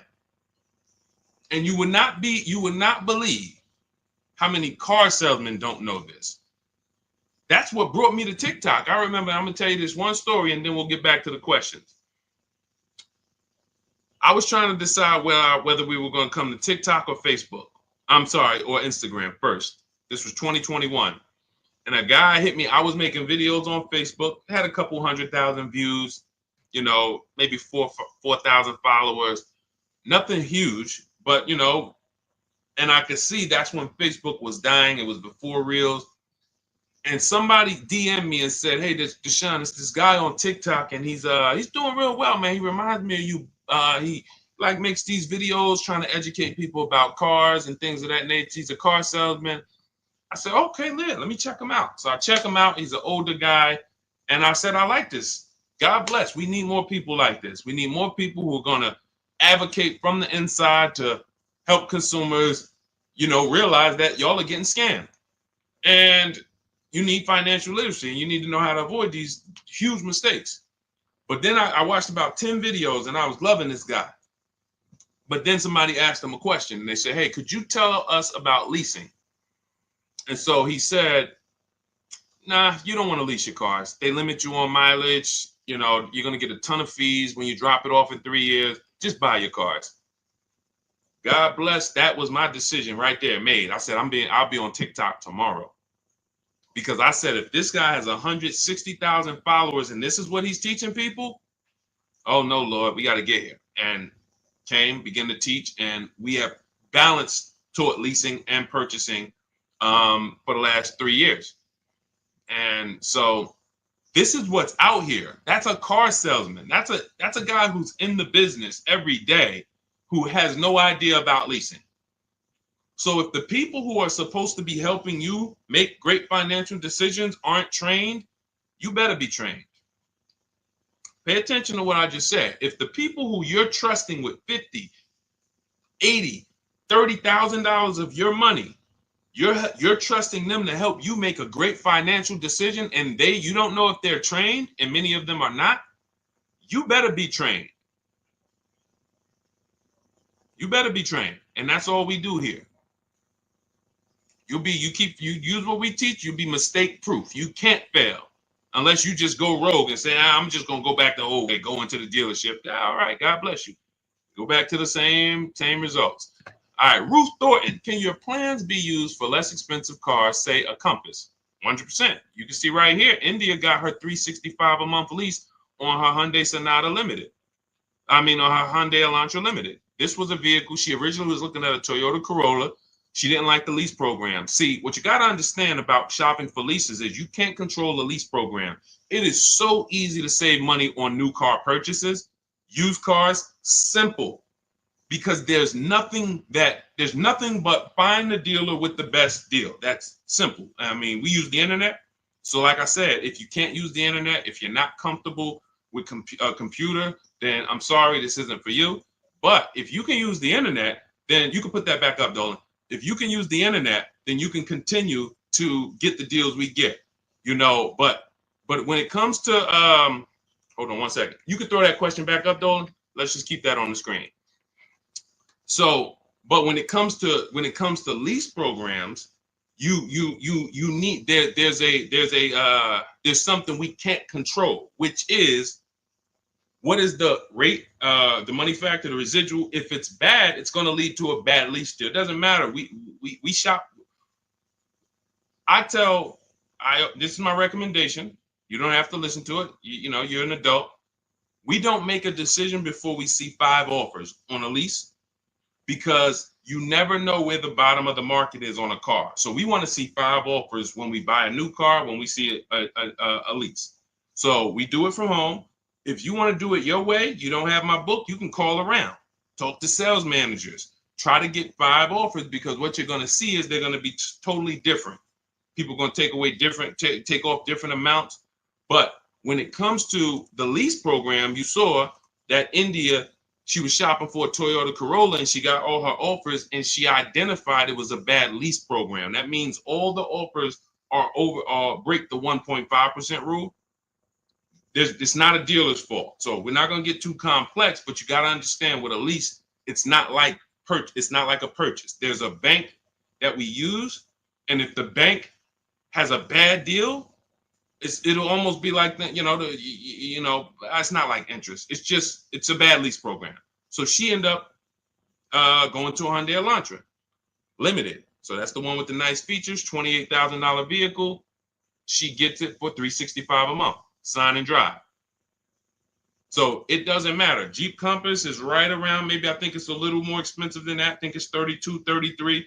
We've used this for everything. We've had people get Rogues, we have people get CRVs, we have people get, BMWs, Jeep Grand Cherokees. Raphael got her Jeep Grand Cherokee, $549 a month, 54,000. We've had Kimberly get her Maserati. She saved $20,000 off of it. You can see right here. Look, she got her Maserati. This was literally, it took off $20,700 for her, brand new. So it's for everything. Somebody asked earlier in the show, is this for like, exotic cars? Can we use this for like exclusive cars? For sure.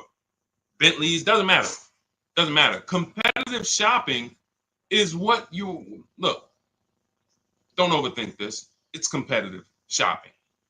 That's all it is. We just have a formal system for competitive shopping. That's what it is. We have what we believe is the best system in the world until someone can show us that they've gotten more results for the public. We have the best system in the world for getting multiple offers and creating competition in the car market that benefits us. So you could throw any car in there, system is going to work. So everything that we teach is out of my new book. If you guys are like, Deshone, this is a lot. Can you give me the step by step? Can you give me the playbook to where I can look at this and kind of go through my checklist? My book is written as a checklist. It's a digital book, and you can. It's called Cars from Home: 7 Steps to Saving Time, Money, and Avoiding Dealerships. And it's normally $97. You can get a copy for the next 30 minutes for 75% off, which is $24. So if you get, that's my welcome offer to you, but it's only for 30 minutes. So if you grab your copy, you can go to my TikTok bio, my Instagram bio, the Facebook comments, or the YouTube comments. We have a link there, and you can activate your 75%. Now, for those of you who are like, Deshone, I see you sharing a lot of pictures. Where are these pictures from? This is from our private group. I've been coaching people through our courses since 2021. We created our Cars from Home Done With You, because some of you have a different learning style. You like, instead of reading, you prefer step-by-step videos, short videos, 3 minutes, 5 minutes, to walk you through the process. And then you want community that can support you. We have our private Facebook group with I think we got about 1,500 people, almost 1,600 people in there. And then we do a coaching call twice per month, every, first and third Wednesday. We jump on a Zoom call so people can get their questions answered with me. So if that's your style, you'll see the link there. You can just hit Shop with Deshone. Now, you do have to qualify for that. That program's not for everyone. But if you click there, go watch the video, and you can see if you qualify for that. So I don't care how you save the money, how you eliminate the anxiety. If you find a more creative way than the Cars from Home system to buy cars and guarantee that you got the lowest price in the market, from home, then God bless you, do it your way. But no one is able to guarantee that they're getting the lowest price in the market. You negotiators, you're losing, because here's what I'll tell you. If you came out of a dealership and you said, man, Deshone, I just beat them up in there, man, I got a great deal. I said, let me ask you a question.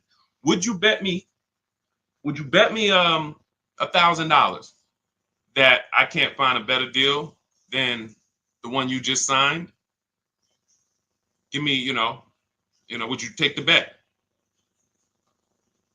So you come out confident, man, Deshone, I've been working them over for 3 hours, man. They took off $6,000, whatever, $10,000. My question to you would be, would you bet me $1,000 that I can't find a better deal than the one you just got from home? Most people are going to not take that bet, right? Right? Because they don't have the guarantee. They don't have what we call deal assurance, price assurance, which means they have buyer's remorse. See, I'm happy with my purchase until you ask me to guarantee that I didn't leave money on the table. But watch this. What you're going to be doing different is you're going to be so confident in the way dealers are bidding. When my dad picked up his Palisade yesterday, when we got this Infiniti a couple weeks ago, We guarantee you. I come at that dealership with my new vehicle, and you can say, hey, bet me some money. Would you bet me $1,000 I can't find a better deal than this? And I would say, can I bet two? Can we go double or nothing? I mean, or can I double? Can we put a little bit more on the line? That's how confident you're going to be when you actually start to use a competitive system where you can look at several offers from home. Another thing our system does is make you see that, okay, 4 out of 5 dealers are overpriced. See, you hear people say, oh man, I went to Nissan, they're overpriced. Nissan want too much money for the Altima. No, you went to one Nissan independently owned franchise and you got a price from them. You didn't go to Nissan. You're not dealing with corporate. You went to one franchise. That's like going to one McDonald's and you had a bad experience. And McDonald's is not good. They don't treat us good. No, that one McDonald's on Main Street in this city, you didn't have a good experience with. Every single dealer is different. Some of them owned by the same people, but they still compete. So what you are going to do now with the Cars from Home system, whether it's the book or whether it's, listen, and look, you do it your way. But if you don't start to create competition, you'll never get rid of your buyer's remorse. You're never going to have price assurance and confidence that you didn't get scammed, that you didn't overpay, that you didn't get enough money for your trade-in, that you didn't, we didn't get the question yet today, but hey, is this a good interest rate, Deshone? Like, all of this stuff is buyer's remorse questions. When I drive my car off the lot, that's why people don't talk about the price they pay when they leave. Once we drive our car off the lot, I never want to have buyer's remorse concerning price, and I'm never going to have it. But if I was to ask you about the price on your car, hey, can I see, I run into people. I was just at the dealership yesterday. I was coming outside and the young lady was out there. She said, oh, hey, I follow you on TikTok. I said, hey, God bless you. I said, you picking up something here? She said, yeah, I'm getting this used car, but then they like the price online was 19 or 16, and then they telling me all in is 21. And I said, you didn't verify fees before you came? She said, no, well, I got the cheat sheets. You got the cheat sheets. You didn't see the videos? I made tons of videos. You must ask. The only 3 fees. Write these down. If you don't have my book, write these 3 fees down on every single car. Used car. These are the 3 fees. Documentation fee, tax, motor vehicle fees. That's it. Everything else is made up, and you need to verify before you go there. You don't do this online and say, and then come into the dealership. That's why they do it. They do it because they know people are going to see that price, not even call the dealership, come in, and then get hit with a bunch of fees. So unfortunately, yes, she follows me, but she hasn't gone deep to see that that's a rule we don't break. I will never go to a dealership on a used car without verifying fees before I get there. That's a recipe for wasting your time, because I'm not going to buy it. I'm not going to buy it. You're not going to get me here, and then I'm not going to $2,500 in fake fees. I'm not buying it.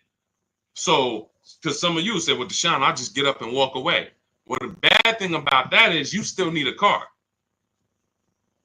So what you did is you allowed someone to waste your time, and while the good car was selling, you were there dealing with the bad car. The good car that didn't have the fees and that was the real best deal, you missed that because you're here dealing with this. But from home, on the phone, verifying fees, we know this is the best deal. When I get in the car and drive to a dealership to see a used car, by the time you're getting there, you should know this is already the best deal. And all I need to verify when I get here is that this car drives good. But I know the price because I've done that from home. In my book, we teach a system called the multiple marketplace system. That's how we shop for used cars.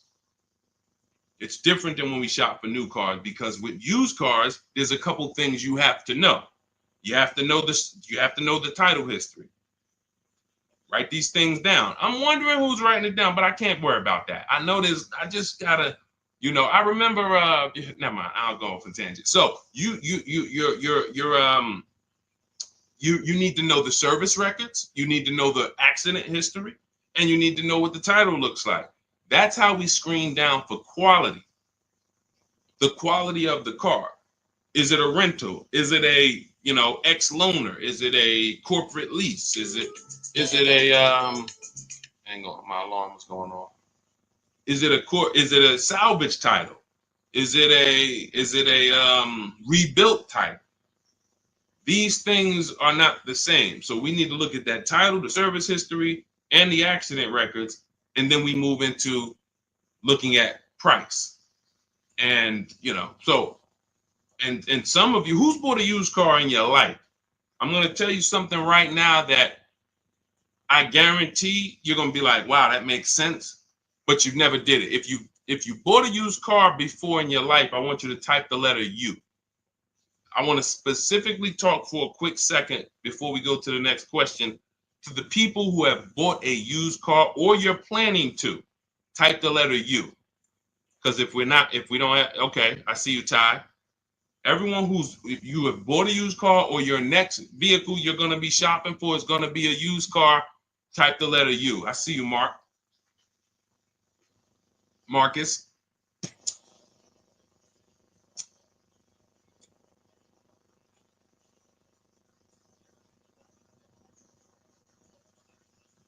Okay, just a couple people. When you look at a used car, the most important thing to determining if you're overpaying is to know the original price. I'm going to tell you what I'm going to tell you what I did with my used Infiniti that we got a couple years ago, and you'll see why this makes sense. When I was narrowing my search, I told you how we narrow the search. We narrow it from accidents, service records, title history, but then we narrow it down. You put your mileage in there. Narrowed it down to 4, and I was looking at 4 white Infinitis. They look similar, and they were all between 30 and 32,000, so they're pretty close in price. Between 30, 32,000 in that window. Now, most of you would have made a bet, would have just went with your gut here. You'd have just said, okay, well, these look similar. They all white. I mean, all right, let me go take a look at this one. I like them all. You would have made a horrible decision. I'm going to tell you why. Once we found out the brand new price, first of all, now I can see the equipment that's in the car. I remember when I was at the dealership, people would come in, replace their car and be like, Deshone, on the next car, I want the remote start. And I'm like, hey, I'm sorry to let you know, but you have remote start on this car that you're getting rid of? I did. Yeah. So they didn't even know what was in the car they had. So that's another reason to get the original window sticker or the original equipment list. But even more important than that is I get to see what was the cost of the car brand new. So once I did that, I saw that one of the Infiniti trucks was 46, one was 48, one was 52, and the most expensive one, brand new wise, was 54,000, and it had a ton of equipment in it, special cameras, sensors, and that stuff wasn't easily visible looking at the listing. Now you look at what the discount is from that price. That's something in my book. For those of you who have my book or will be getting it to shop for your used car, you'll see something we created called the true value discount. All that matters on used cars is how much discount am I getting from the brand new price, not what am I getting from the dealer. As I'm comparison shopping, I'm looking at that used car. I'm looking at 4 Honda Accords. This one is giving me a 30% discount from the brand new price. This one's giving me a 32%. This one's giving me a 40% discount. And had people been doing this, some of you wouldn't have got in trouble, because we had a lot of people during the pandemic get in trouble buying used cars paying the exact same price that they were brand new. Our people wasn't doing that, but for those of you who unfortunately you didn't know how to shop and you went out and you thought I could go out here and deal with this market, and unfortunately that was a horrible decision because we had people buying Toyota Camrys for $27,000 that brand new was $28,000, and they were 3 years old. And now those same cars right now are worth 12 or 10, but the person still owes 25 or 24 or 20. So it's a horrible situation. But had they really respected or known about what we teach is that true value discount, they would have been very interested in knowing what was the original price of the vehicle that I'm buying that you're selling me as a used car. And this is how we move confidently. This is how when people see me, listen, I'm going to tell y'all something. I know everything about car buying. It's my experience. My dad was picking up his Hyundai truck yesterday. God has blessed me with the experience, and I've worked for incredible people and I paid attention and I asked questions, and then I began to teach. Anyone in New Jersey who bought a car from me when I worked for Mercedes, they will tell you I've been this way. I was this way the last 3-4 years of my career because once I left Ray Katina, I had the knowledge to teach. So now, my dad's picking up his vehicle yesterday. He's signing for the Palisade. And he calls me, he said, Deshone, I thought you said the first month's payment was included. I said, it is. I said, all right, I'll be right there. He's taking a shot. That's what they're supposed to do. I don't blame them. All the best finance managers take a shot. What does that look like? Hey, okay, Mr. Jones, okay, perfect. Yeah, your monthly payment every month is going to be $439, and then you're putting $3,000 down. How do you want to pay the first payment? I thought it was included. No. The $3,000 down. That's your down payment. But you pay at the beginning on a lease. You pay at the beginning. How do you want to pay that payment?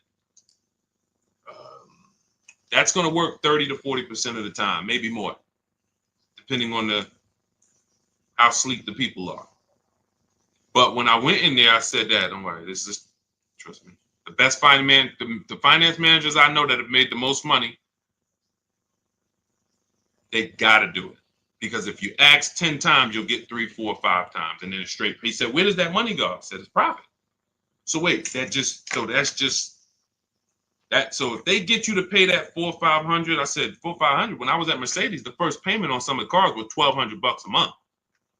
$1,400 for a GLS. Still pulling it. Hey, how you want to pay your first payment? Okay, I guess I thought it was included, but yeah, you throw it on the credit card? Sure, that's fine.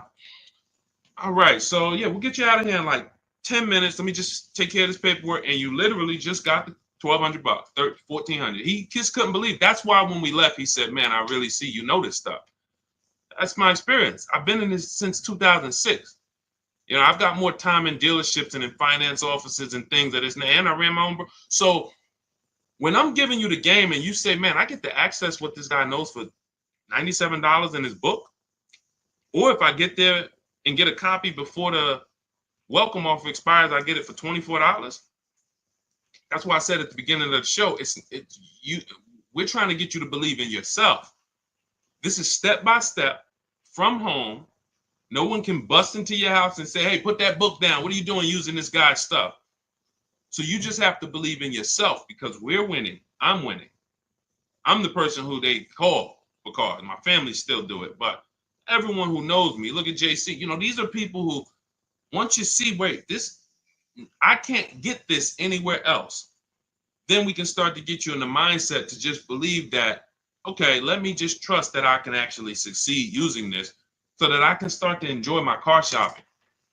That's really the name of the game. It's a shame for you to spend $10 to $100,000 on a vehicle and you just tolerated the process. We enjoy it and we love the deals. All right, so I don't know how I got on that, but that was good. So, all right, Dolan, throw up another one. Let's see what we got. I wish I knew this before. What am I paying for my Audi today? I could have leased a Porsche. JC, I like that. Hey, listen. JC said, I wish I would have known. Unfortunately, JC didn't know about leasing. And again, I would say, JC, 17 million new cars are sold in America every year in a healthy market. 40 some odd, maybe 42, 45 million are used cars are sold every year in a healthy market.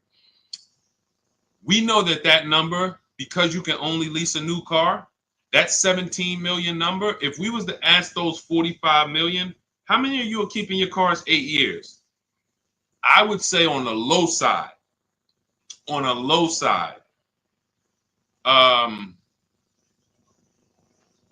at least 30% would say, no, I'm not keeping this 8 years. So that means out of that 45 million who are buying used cars, or you take some of the 17 million that bought brand new, but I feel like that 17 million new cars every year should be like 30 million. It should be at least another 10 million people who are leasing because they're not keeping their cars, but they just don't know how much money they're losing. And your story reminds me of my neighbor. My neighbor, he had a Kia Telluride, the Kia truck, the Kia SUV, and he was financing it. So $44,000 vehicle. So his payment is it's over $800 a month. If you're not doing any money down. Now, again, I don't know if he put money down. I just know he might have put 10, 15, 20 grand down and dropped his payment. But if he didn't, but that vehicle is $800 a month, $45,000. Even if he took a 6-year loan, that's $800 a month. Wife totaled the vehicle, had an accident, car gets totaled. He says to me, Deshone,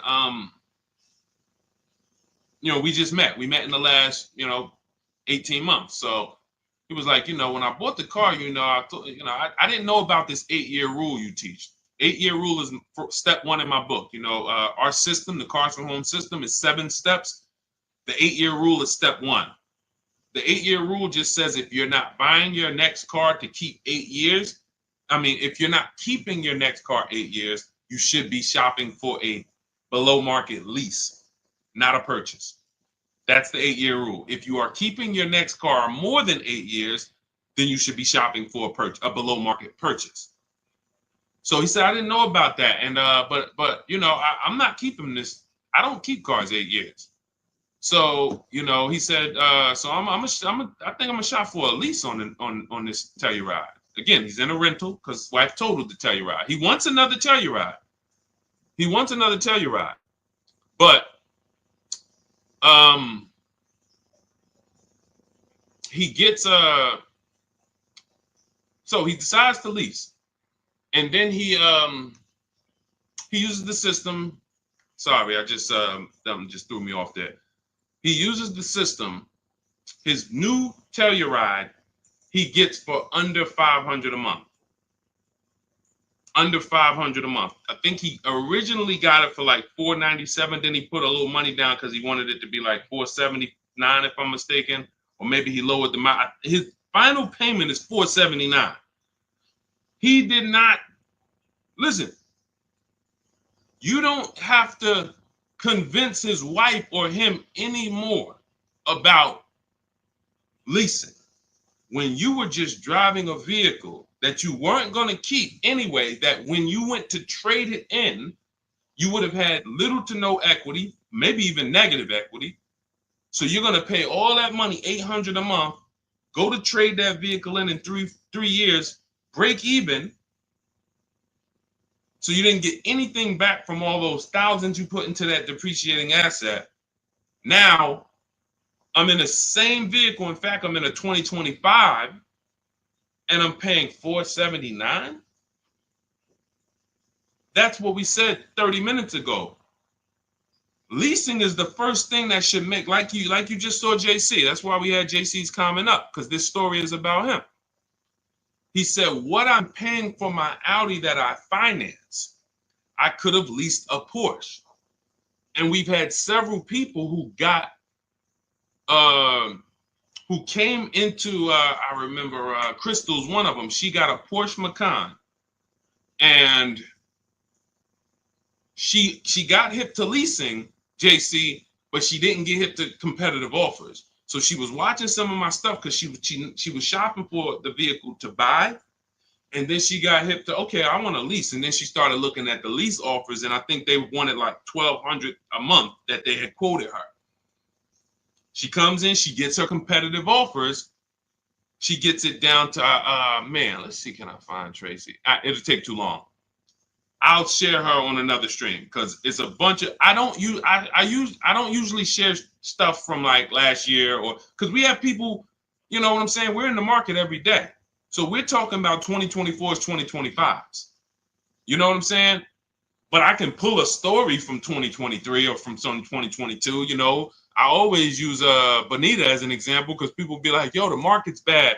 Can we get good deals? When, listen, we were in mid-pandemic when people were paying. I remember during the pandemic, if you know anyone who had a Kia Telluride during the pandemic, they were paying upwards of $5,000 and $10,000 over a sticker to get them.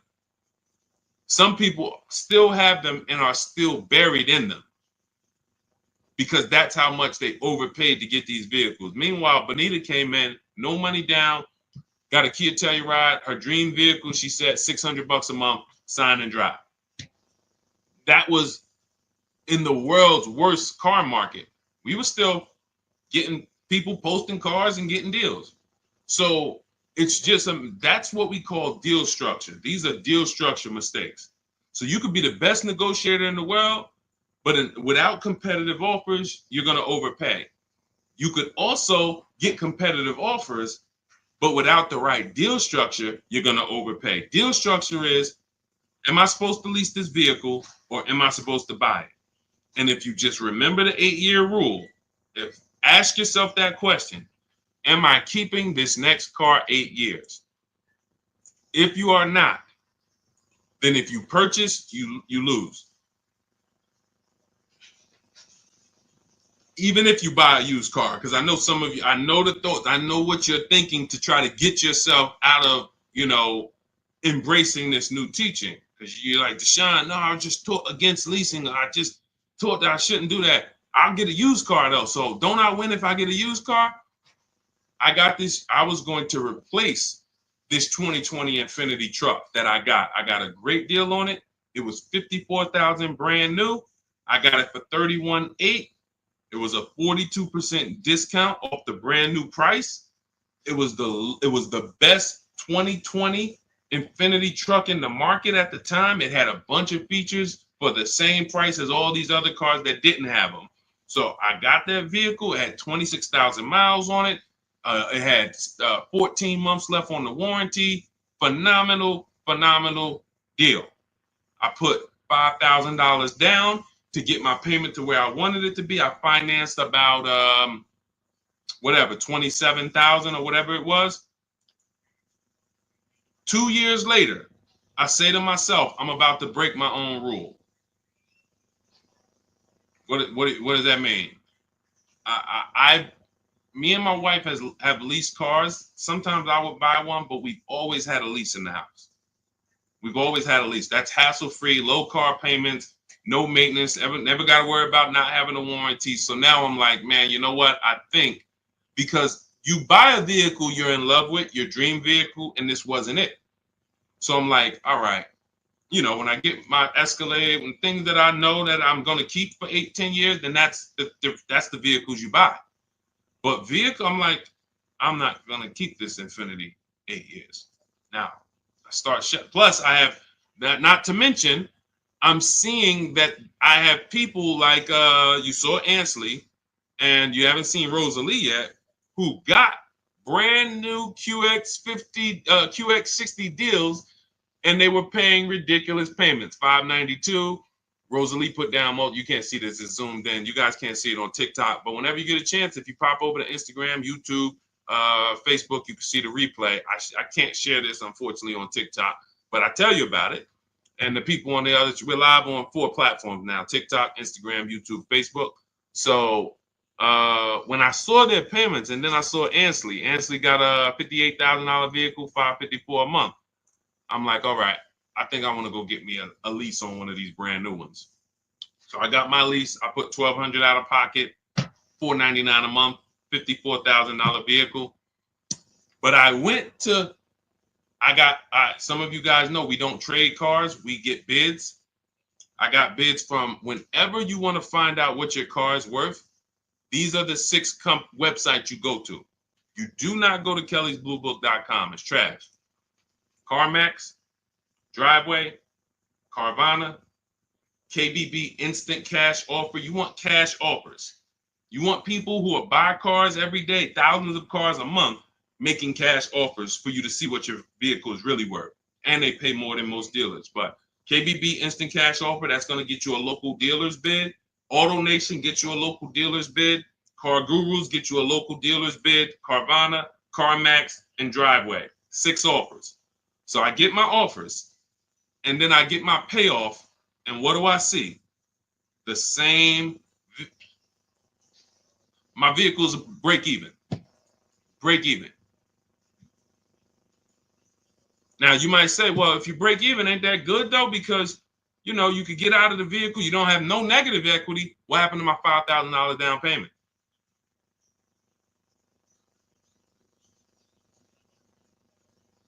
So I'm watching people who I'm teaching who are out there shopping the market, pulling up in their brand new vehicles, and I'm like, now this is the same vehicle that I have a 3-year-old version of, and I'm like, wow, we have the same car payment or similar car payment. So some of you who think you're gonna get I buy used cars. That was the whole purpose of why I went here. Deshone, I buy used cars though. Well, you didn't get a great if anything, I got as great a used car deal as you would get. It's not better considering what I saved off of it. I put $5,000 down, 6-year loan, because I plan on keeping the car. 2 years later, we look up, $5,000 down payment's gone. You can get out of it, but you not only did and that's the deal. When you buy a used car, thinking you're gonna escape the 8-year rule, yeah, Deshone, I'm not gonna lease, but I'm gonna get me a used version. And all you do is pay the same money to drive what a person who's got a great lease deal pays to drive a brand new one. And yours is gonna have issues because you're not gonna have a warranty. And then you had to deal with that. So I put tires on the car. I didn't even include my $5,000 down payment. I didn't include that I replaced the tires and the brakes on the vehicle in the last 2 years. So let's say $7,000 that if I sold, I take the $7,000 loss. So I'm not exempt from any of this. None of you are. So I'm using this to tell you the 8-year rule is what you need to be looking at, leasing versus buying. And you need to understand that if you make these decisions wrong, you got your deal on the wrong footprint, wrong foundation, there's no way for you to get a great deal. You must ask yourself that. It's a depreciating asset. You've heard that for years. This is the practical application of how to make sure you win with it. So people say it's a depreciating asset. So what do I need to ask myself? How many years am I going to keep it? If somebody was selling you a financial product or a stock or something and they said, hey, bad news, for the first 6 years, this stock is going to go down in value a lot. But after the 6th year, it starts to go up. And by the 10th year, you start to make money. But you got to hold it for at least 10 years. Then if you went into that process and you bought that product and you got out of that in five years, then you lose. It's a depreciating asset. You're getting something that, in the case of a car, it never comes back up. So the only way you win with cars is with long-term ownership. 8 to 10 years, that's when you win. And there's no one who can convince me otherwise. This is a numbers thing. See, what we do here is we talk numbers. All the people who given you this horrible financial advice, they never speak numbers. They rant. Oh, leasing is renting. Oh, leasing is borrowing. Leasing is for people who like debt. Oh, borrowing cars. These are people who, unfortunately, they're just incorrect. And I'm not in a position where I could be on a panel with them. If I was, it wouldn't take me long to make light work of them because they don't talk numbers. So we can't have a financial conversation about somebody who doesn't understand numbers with the subject matter that they're speaking about. So if you're like Deshone, how do I get every single thing we teach in like one place? That's my new digital book. It's called Cars from Home, 7 Steps to Saving Time, Money, and Avoiding Dealerships. It's normally $97. It's 5-star rated. You can Google it. But for the next 30 minutes, you can get 75% off. That's my welcome offer. That means you'll get it for $24. But if you get there, you got to get there before the timer hits zero. Once it hits zero, the price does go up to $97, and it's worth every penny. If you miss it and you're like, Deshone, I need the information, and hey, I missed the welcome offer. But $97, it's still one of the most valuable books you're ever gonna read and use. So, but $24 is better. So get to my TikTok bio, my Instagram bio, the YouTube comments or the Facebook comments. Welcome, D. Welcome. I see. Thanks for the follow. And get there, get your copy. And then it'll be in your inbox. It's a digital book, so it'll be right there.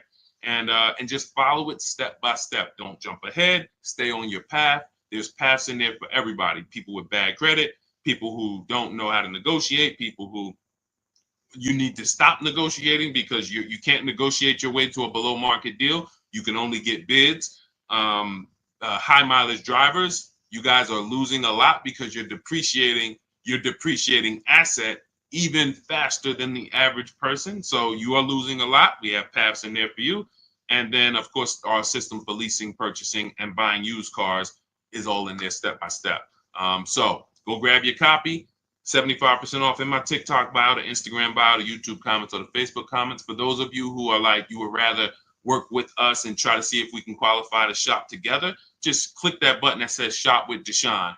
That's for you who are like, you rather watch videos instead of reading. You prefer 3 to 5 minute step-by-step videos, and you prefer a community. We have a private Facebook group. That's when you see all of these people that I post their cars, they upload their cars and their deals to our private Facebook group. It's called it's called a graduation. So the first time you get your car using the Cars from Home system, you're a graduate.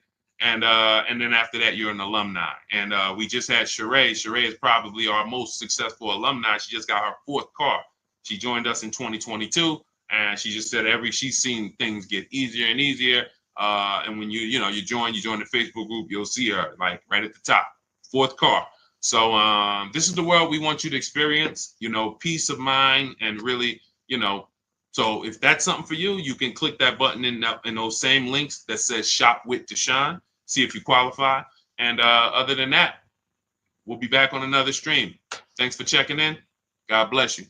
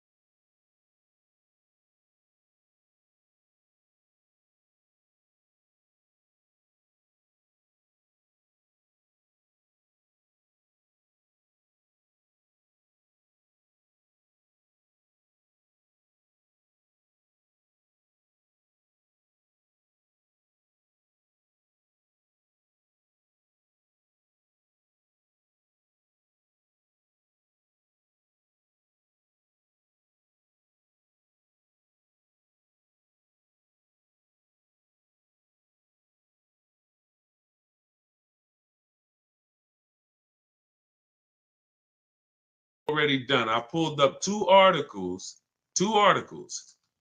and I've been warning people to sell their electric vehicles before the election. If you go to Google and you just type in this simple term, electric vehicle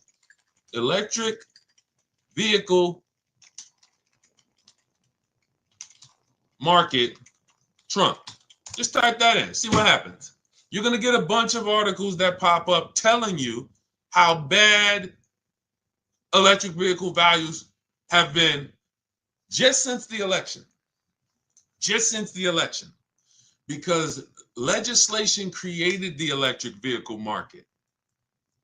It didn't come out of nowhere. The electric vehicle market did not come, oh, all of a sudden the world just wants electric vehicles.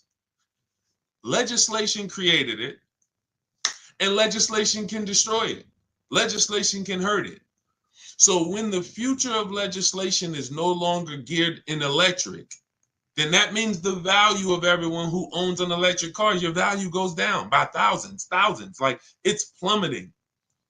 It's plummeting. So the real aspects of what we're here for is to let you know that if y'all don't start making great decisions with these cars, you are going to continue to lose thousands and thousands of dollars. And this is money you can't see because people have taught you, well, don't take car buying that serious. It's just a car. Go out, do it on the weekend.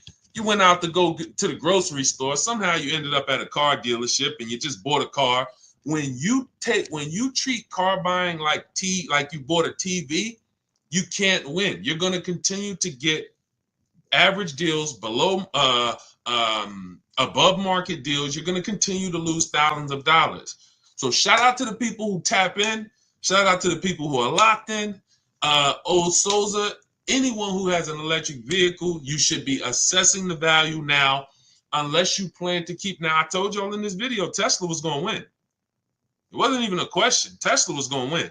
So it wasn't. It was all about Elon Musk saying, okay, if I could, Elon Musk just eliminated most of his competition. Brilliant move. Brilliant. Because he understood what drove the market. He understood. And you guys can start typing your questions. We'll be on here. Anyone who's car shopping, start typing your questions, and we'll get to as many as we can in the next, next hour or so. But Elon Musk understood. What brought my competitors in was legislation. I was in this game before anybody was. I have a brand. Tesla's a brand. It's not just an electric car. It's a brand. But the reason why Tesla's value started tanking, if you just Google before the election, Tesla's resale values horrific, the worst of almost any car. He started saying, all right, the competition did that. There's more options. He got 90% of his competition out the market. And it's a great move. From a business move, people are not going to make these electric vehicles. They're going to focus on gas. They're going to focus on the things that they used to, making better emissions, smaller engines, turbochargers, better fuel economy, just like they used to, and they're going to say, oh, thank God we're done with the electric. We're done with needing to do this liability stuff. All of these, it's the getting to the electric market, developing these things, batteries, and how they're going to be sustainable in the long run. Why the heck do we want to do that? I worked with Mercedes for 5 years, General Motors for 5 years. They didn't want to do that. They wanted to focus on making great cars, great fuel economy. That's why they got rid. Who remembers the V8 engine? Rest in peace. What's up, Serenity? What's up, Silent Storm? Who remembers V8 engines? Some of you, if you were in the car business or if you're old enough, you remember. If you're 20, 25, you don't know. You very rarely, I mean, you might know about the Hellcats. I don't even know. Are the Hellcats and the Demons still V8 even? Some of these vehicles are getting 600, 700 horsepower. Are they V8 engines? Somebody let me know. Somebody let me know. If you know somebody who has a Hellcat or a Demon, or because I know the AMGs, when we worked for Mercedes, the AMGs, which were always 5-liter and up V8 engines, you started seeing AMGs that were twin turbo V6. Why? Because they wanted to make cleaner, better vehicles for the environment, better fuel economy. That was their focus. The electric thing, they hated it. They hated it. It's expensive. The research is expensive. The liability is huge. We could burn somebody up with our car, start a fire. Why the heck we want to do this? And that's why they're going to be out the game. From this day forward, you're going to see less and less vehicles, and they're about to lose a ton of money because all the vehicles, look at the articles. Just look at the articles. All the vehicles that they're sitting on are almost worthless. Look, and Trump already said, forget about these electric incentives. they're going to sit on and lose tons of money on all this inventory. And they're going to look back and say, dang, that electric vehicle wave was a nightmare for us. Thank God it's over. Which means what happens to the people who own an electric vehicle? Sucks for you. Sucks for you. So that is what we do here.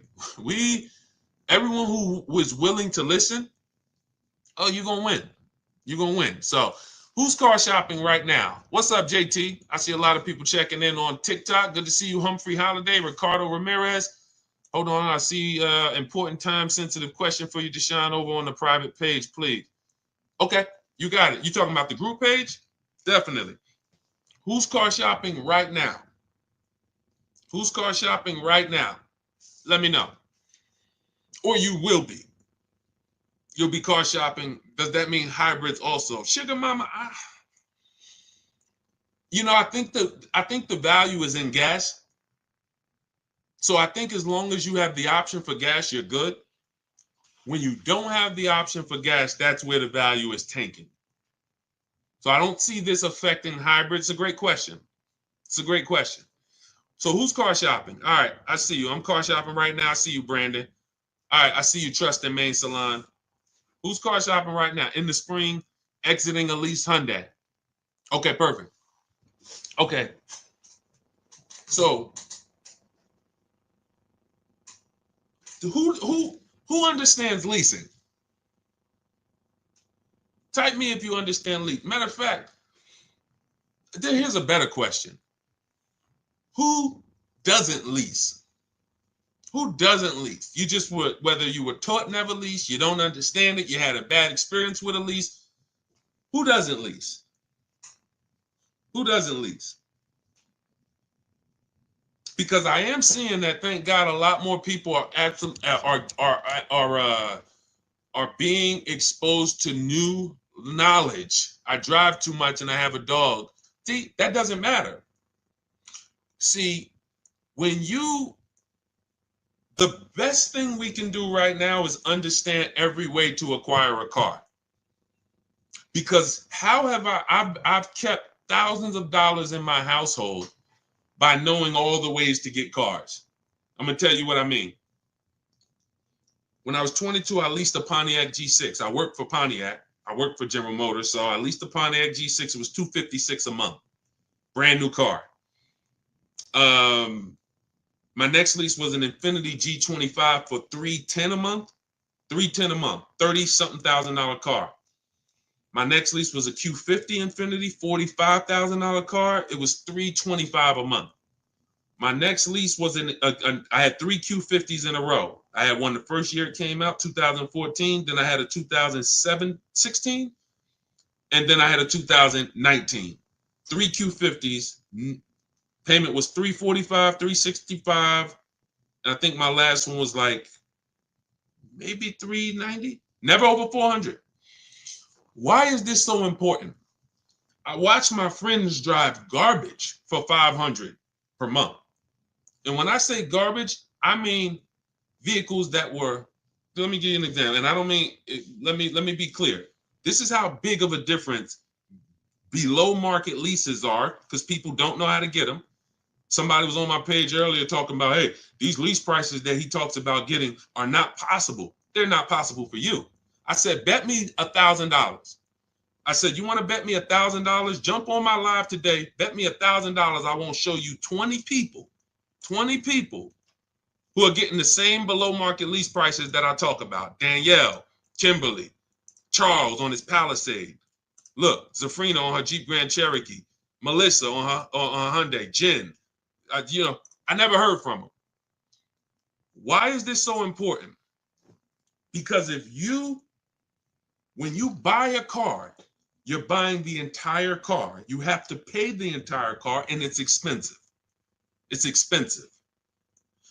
The reason why, when I watch my friends who had a Toyota, she had a Honda Civic, and she was paying $500 a month because that's what it cost.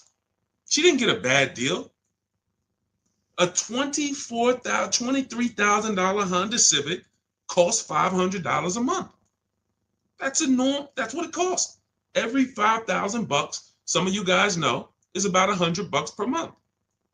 So she's paying $500 a month. I'm driving a $21,000 Pontiac G6. I'm paying $256. Who understands? Who understands that for any family, paying $256 a month versus $500 a month, it matters. Now, if she was paying $500 a month and she was driving a much more expensive vehicle than me, that's different. We're driving a similar price vehicle. But for some reason, you were taught to buy your cars. Now, there's a place for people who buy cars. We're going to get there. Because some people say, oh, Deshone, should everybody lease? No, they shouldn't. We'll get to you. We'll get to the people who should not be leasing. But we don't have a problem in this country with people leasing when they should be buying. We don't have that problem. Thank God I get to talk to 2 million people all across my 4 platforms.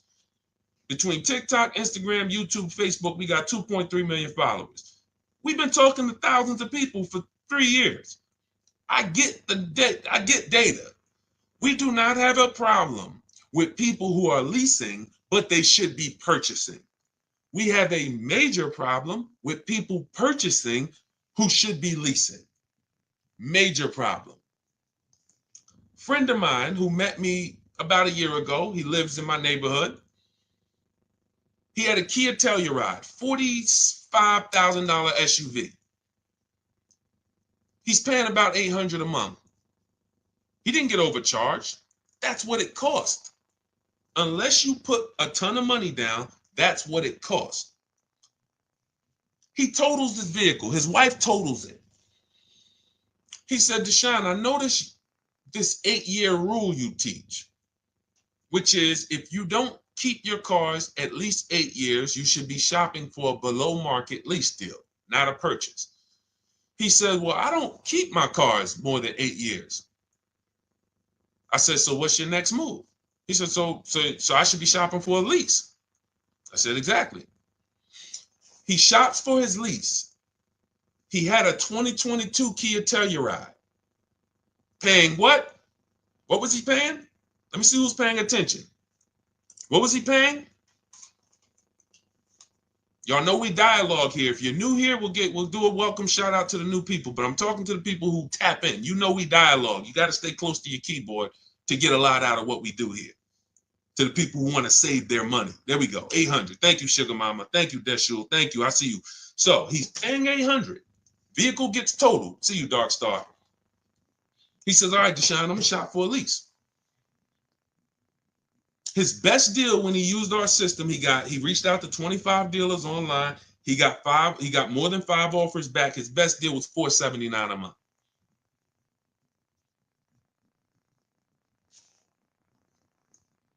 Vehicles in his driveway. It's been there since earlier this year when he picked it up. You understand? Do you think he needs any more convincing?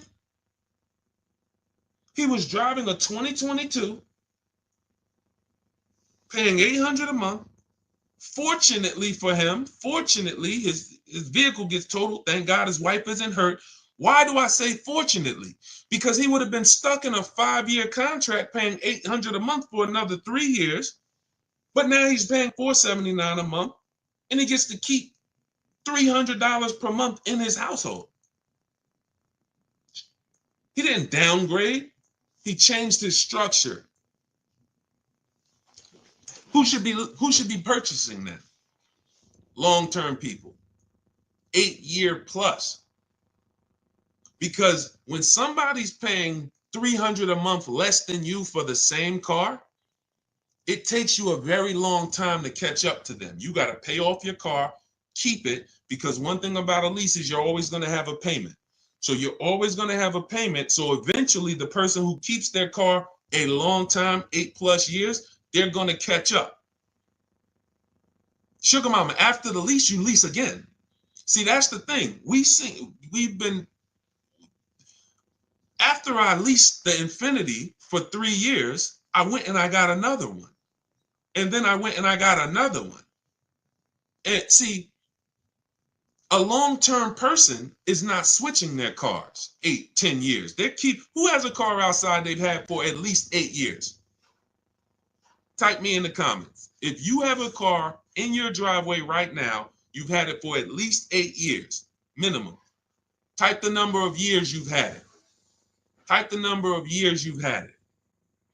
Now we're starting to see what we're going deep on the first start of this stream is the foundation of how to get cars. And if you are buying when you should be, type how many years you've had the car. Okay, I see you've had it for 8 years. I see you, I can't see your name, it just says user. If you have a car, because the best thing you could understand before we go out to get great deals is, should I be leasing? Has nothing to do with miles. We're going to get there.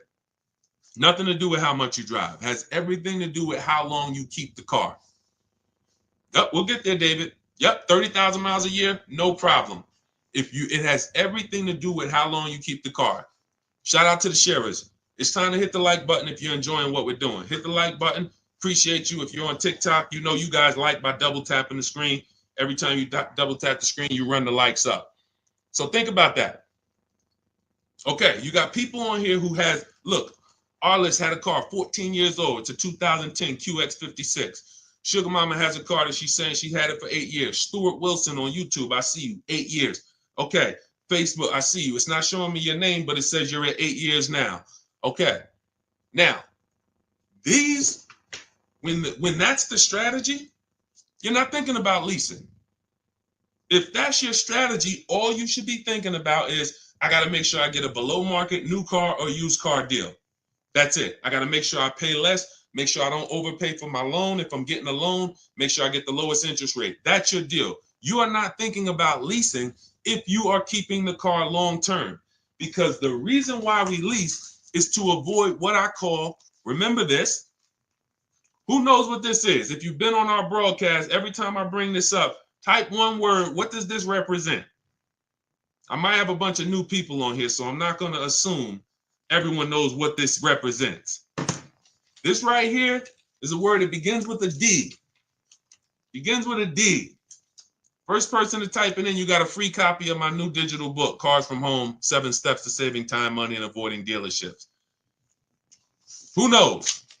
When I break this out, this is what you think. Every time we talk about buying versus leasing, this is what you should be thinking of. Let me go on Instagram because I can't even see the comments on Instagram. Let me see if anybody knows, because I want to give Instagram a fair shake to see if they got it. Hold on. Hold on, I'm coming to you. Okay, hold on, Stuart. Well, hold on. Now, Facebook, it's not showing me your name. Hold on. No, Maurice Johnson, you put depression. You know, that was close. I want to say, I can't say who got it first. I can't say who got it first.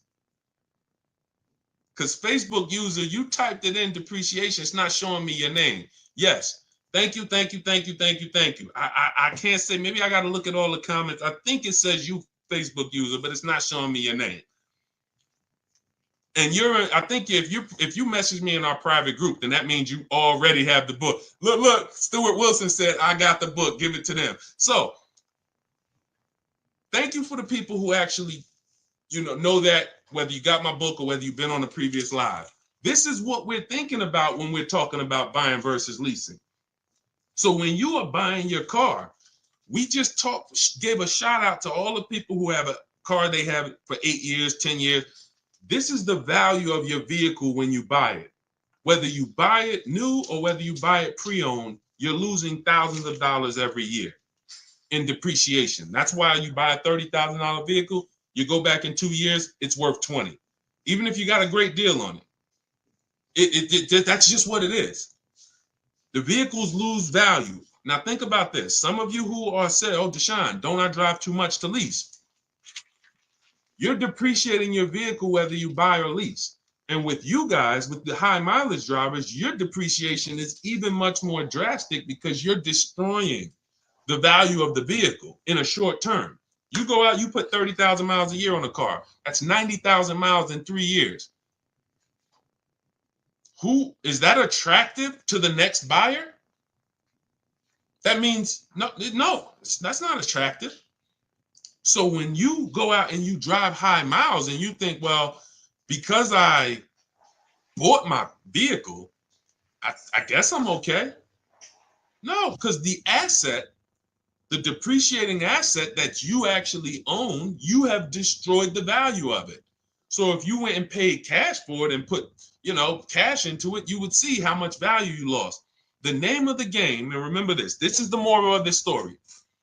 The name of the game with deciding whether you're going to buy or lease is, how am I going to beat depreciation? Am I going to do like what the thing about these people who've had their cars a long time, this is what their depreciation looks like. If their value today is 7,000, a year from now, it's probably going to be 6,500. They're not losing much. Everyone, Stuart Wilson, you've had a car 8 years. A year from now, it's going to be worth a little bit less, not a lot. You're not going to lose thousands of dollars like when you first bought the vehicle. So what you do when you buy your vehicles and you lose all of that money in depreciation, and then you turn around and instead of getting to what I call the reward stage, which is what these other people are at, they're at the reward stage. Vehicle is not depreciating much anymore. You go and turn around and go get another vehicle. You're like a kid at the playground who just wants to keep going on the sliding board. You go on these 5 and 6 year sliding boards where you take out all these loans to pay these cars off, 5, 6 years, 7-year loans, God forbid. You pay them off. You ride that depreciation down. Your vehicle was worth 30. By the time you end up paying off the loan, it's worth 12. Then you go and turn around and you do it all over again. It's a constant loss of thousands of dollars because you're paying a lot more than a person who would be leasing would pay. So what's the moral? If you don't buy your cars and keep them 8 years, you shouldn't be buying. It's that simple. It's that simple. Nothing to do with miles. Everything to do with time. Here's an example of somebody who got a high mileage lease, above average. Jen. Jen gets a below market lease on her Honda CR-V hybrid. I always tell you guys, when you shop for your leases, we always shop with 12,000 miles per year. You must get 5 offers. Because if you don't get 5 offers on any car, and this is for used cars, this is for new cars, this is for leases. Cars are not, it's not like the Apple store. And then y'all start typing your questions. What we'll do is I had to lay out this foundation, and then we'll start going into questions. But without the right foundation, you're not going to be asking the questions you should be asking. So some people think, you might have been taught, or you might have been programmed to think that, all right, somebody will say, Deshone, I went to Nissan. They gave me a quote for a lease. Nissan is overpriced. Thank you, David. Nissan's not overpriced. That one Nissan dealer is overpriced. So if they got you to think that every Nissan dealer is one price, you go to California, that's like the Apple store. You go to California, the Apple, you want an iPhone 16, it's going to be the same as New Jersey. It's going to be the same as Florida. It's totally different with cars. One Nissan dealer has one price. Every Nissan dealer has a different price. Some people are going to charge you over sticker. Some people are going to discount a little bit. Some people won't discount. Some people are going to give you the rebate. Some people are not going to give you the rebate. It's all over. Everyone's competing, and their goal is to make you think there's no reason to shop around because we're all about the same price. We're all the same price. That's what they really want you to think. We're all the same price. But you take a look at Jen. Jen gets 5 offers. Her best offer on a $40,000, almost $40,000 Honda CR-V, $512 a month on her lease. $512 a month, no money down. We always shop for leases with no money down. Do not let these commercials make you think you must put money down when you lease. There is no requirement of putting money down when you lease. That's a gimmick. Because if they can get you to think that, then you're going to do it. But as you can see, I'm going to show you several people throughout the rest of the stream who we always shop with no money down. All we want to do is give them our first month's lease payment. We drive off as long as it's under our budget. $512 a month she gets. That's a 1.3% lease. Her payment is 1.3% of the MSRP. The way we judge great lease deals is with the 1% rule. So if your lease payment is 1% or lower of the MSRP, you stole the vehicle. Anything 1% to 1.5%, good lease deal. Above 1.5%, bad lease deal. A lot of people signing bad lease deals. They don't know it. How do we know it's a bad lease deal, Deshone? We add up the payments. Just add up the payments.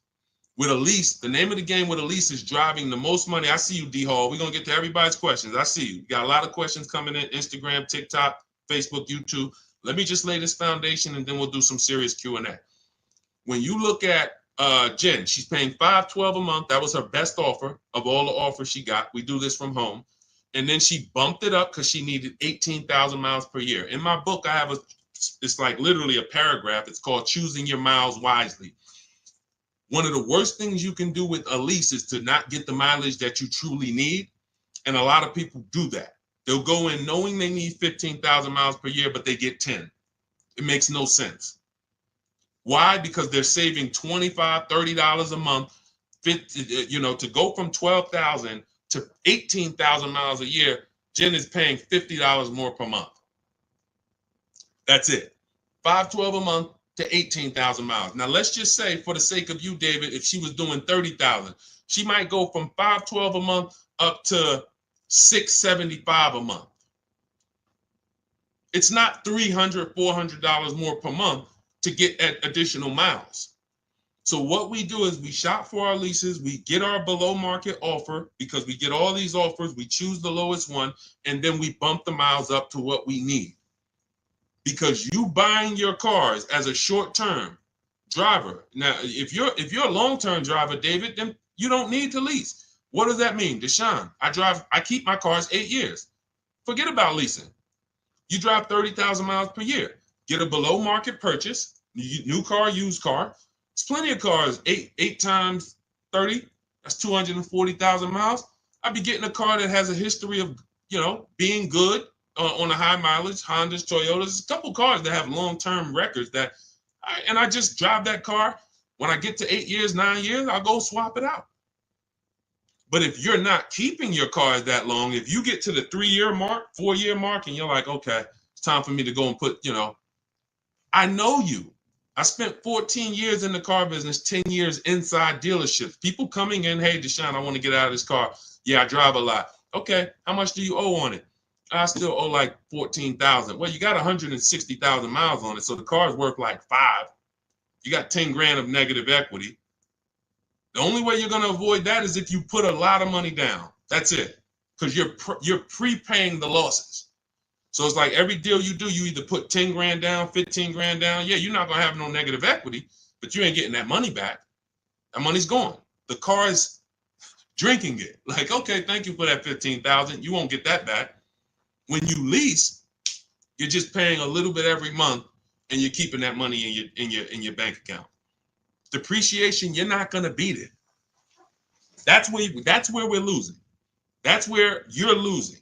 Depreciation in the short term with cars is going to destroy you. It's just you can't avoid it. Some people think, oh man, my cars go up in value. I got a car with high resale value.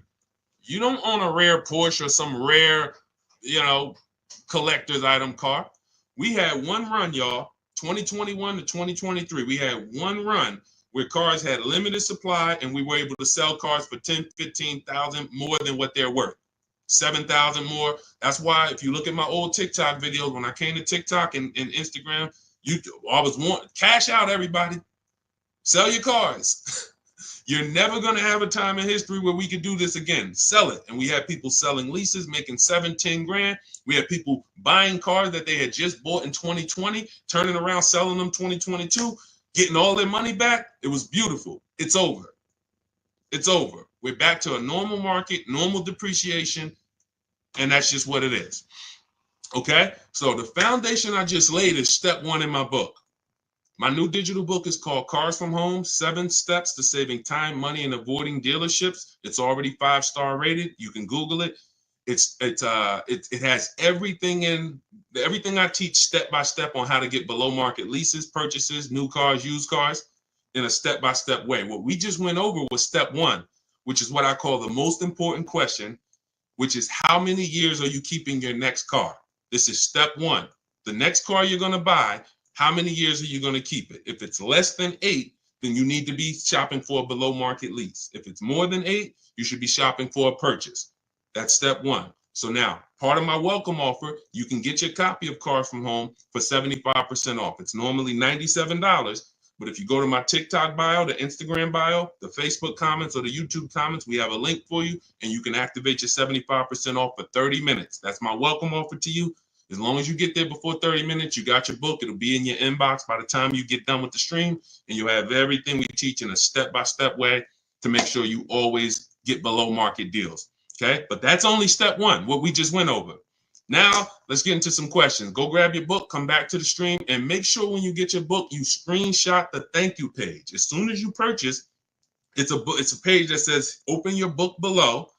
I also email you a copy, but sometimes people type in their email wrong. You're typing a little fast, and on that page you're going to screenshot is my support team's email, just in case you don't see that email in your inbox in 10 minutes. Just email my support team and they'll get you your copy of your book. Okay, but it's also on the thank you page, so you can save it to your computer. Okay, Dolan, we had a lot of questions, so let's just start pulling them up and let's get to them. You guys can keep typing your questions. Dolan's going to pull them in as much as we'll go over as much as we can. Can we go over what to do when getting a lease? We'll get to you. We got you, D Hall. We're coming. I see you, Instagram. Okay, I bought a car from a private seller. He's basically scammed me, and now I have the car with no title. What can I do now? First thing I do is make a police report.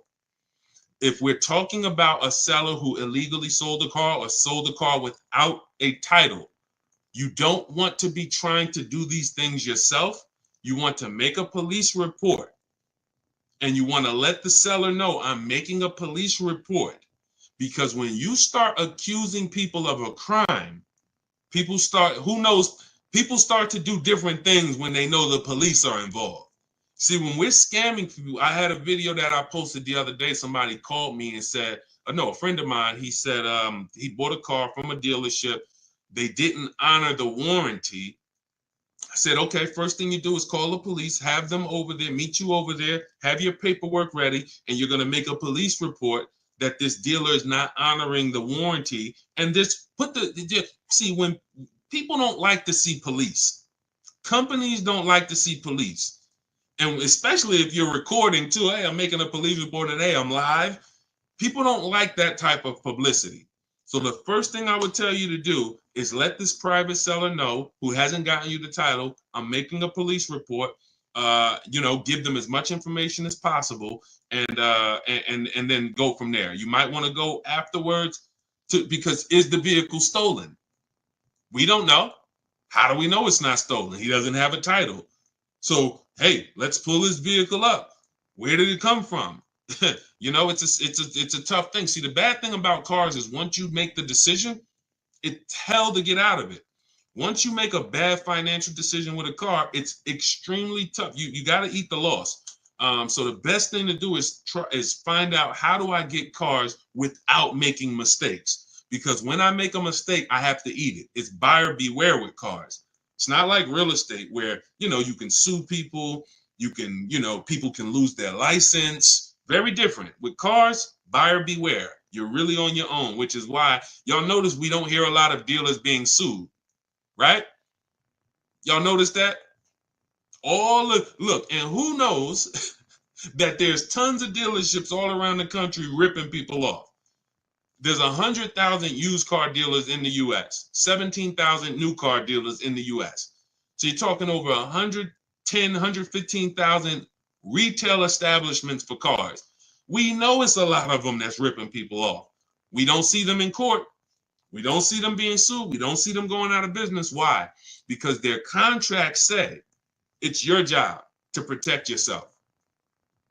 And unfortunately, not many lawyers want to take the case. If it's not a blatant criminal aspect, not many lawyers are going to take the case to sue a car dealership because they know their paperwork says it's buyer beware. Okay? So that's the first thing that I would do. Make the police report and try to see if we can track down the source of this car, where did it come from, who owns it, And you know, that's the first thing I do. And I wish you the best with that. That sucks, man. Go ahead, Dolan. All right. What do you do if you drive more than 12,000 miles per year? That doesn't matter. 12,000 miles per year is still on the low side of miles. 12,000. Now, if you drive more than that, if you drive 15,000, that's just above average. What I'm teaching now when it comes to shopping for cars is, especially used cars, 12,000 miles and lower is low miles. So right now we're in the 2025 model year. Whenever you're shopping for a used car, you want to ask yourself, what model year am I in? And usually after the fall, you're going to be in the next model year. So even if you're in 2025, okay, you could be in a 2026 model year. So then we look back and say, okay, if I'm looking for a 3-year-old car, average low miles is 10,000 miles per year or 12. Now, once you get up to 15, that's above average. That's not high yet. Above 15, 16, 17, 18, now we're getting to the high mileage. So it's not a matter of, 12,000 miles per year is really, it's still low. If you call it average, you can call it average, but there's nothing there's nothing that you would change based on you driving 12,000 miles a year or 15. And again, it has nothing to do with how much you drive. Leasing versus buying has nothing to do with how much you drive. The reason I learned about high mileage leases, I was a sales manager at Hyundai for a very short period of time, 6 weeks. It was a highway dealer on Route 1, New Jersey. It was literally like the owner's indicted. If you ever could imagine the typical highway dealership, this was it.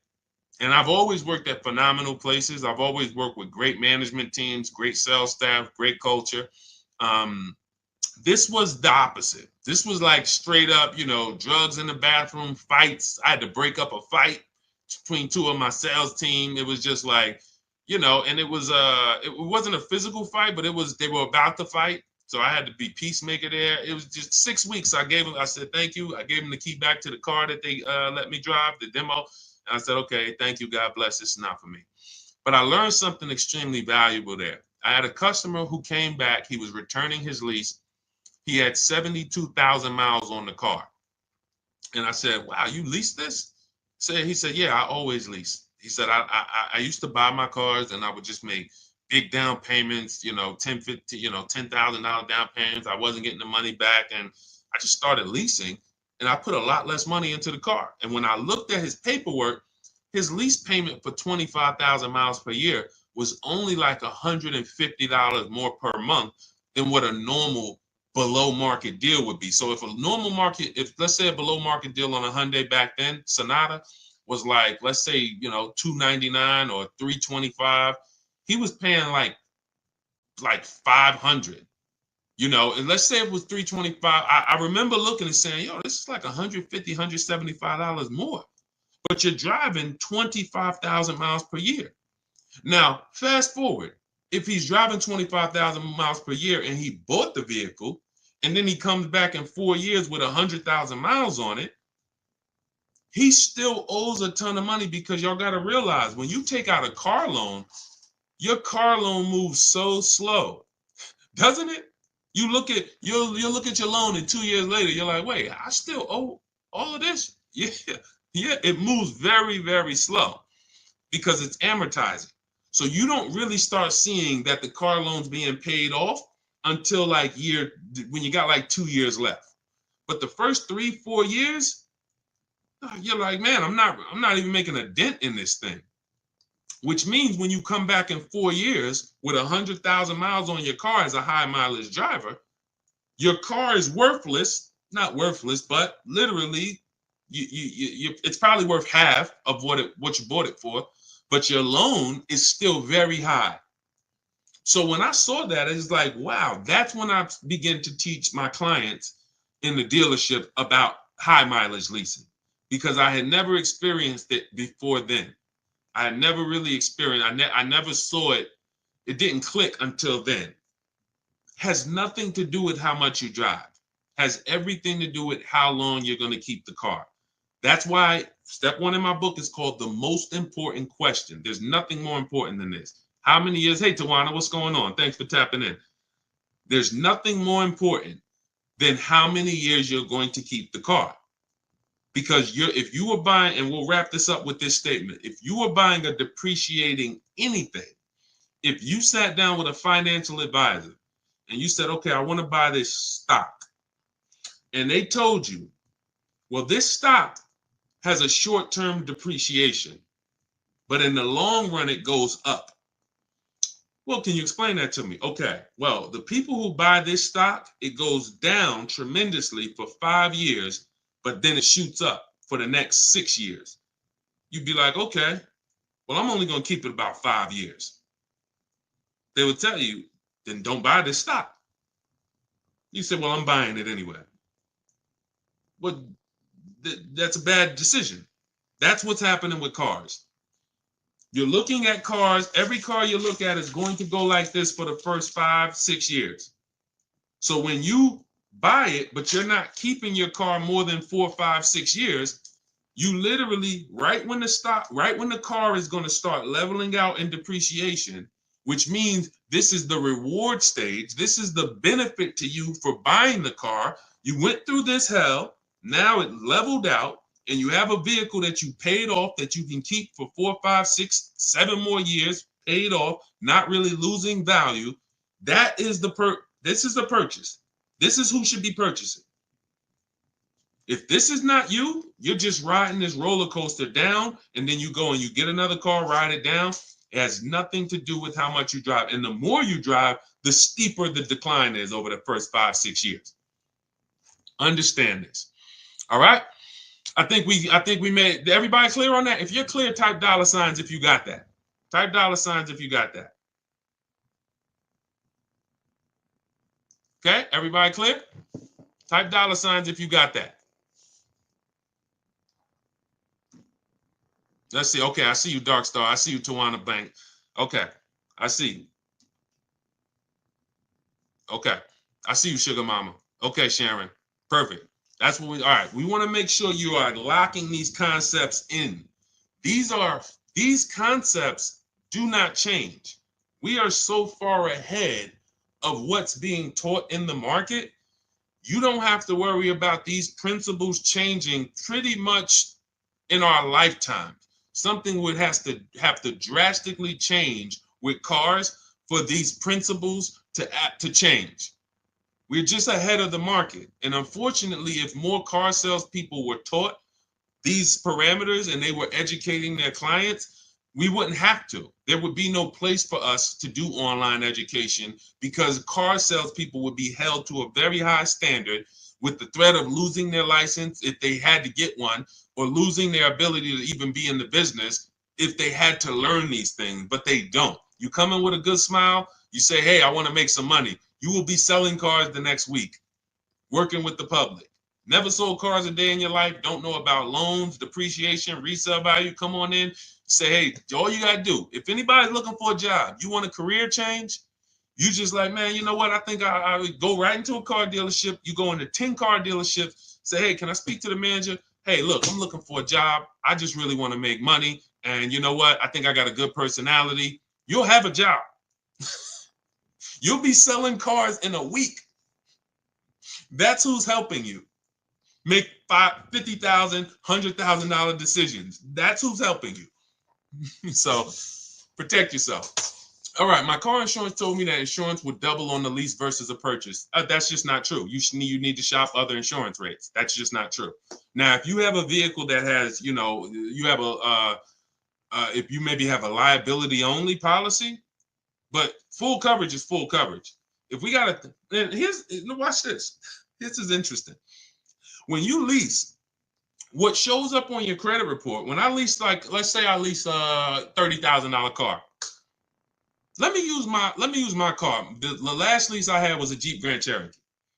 Jeep Grand Cherokee. I see you, Presario. I see you, Stately Natural. Thanks for tapping in. I see the $signs, Instagram.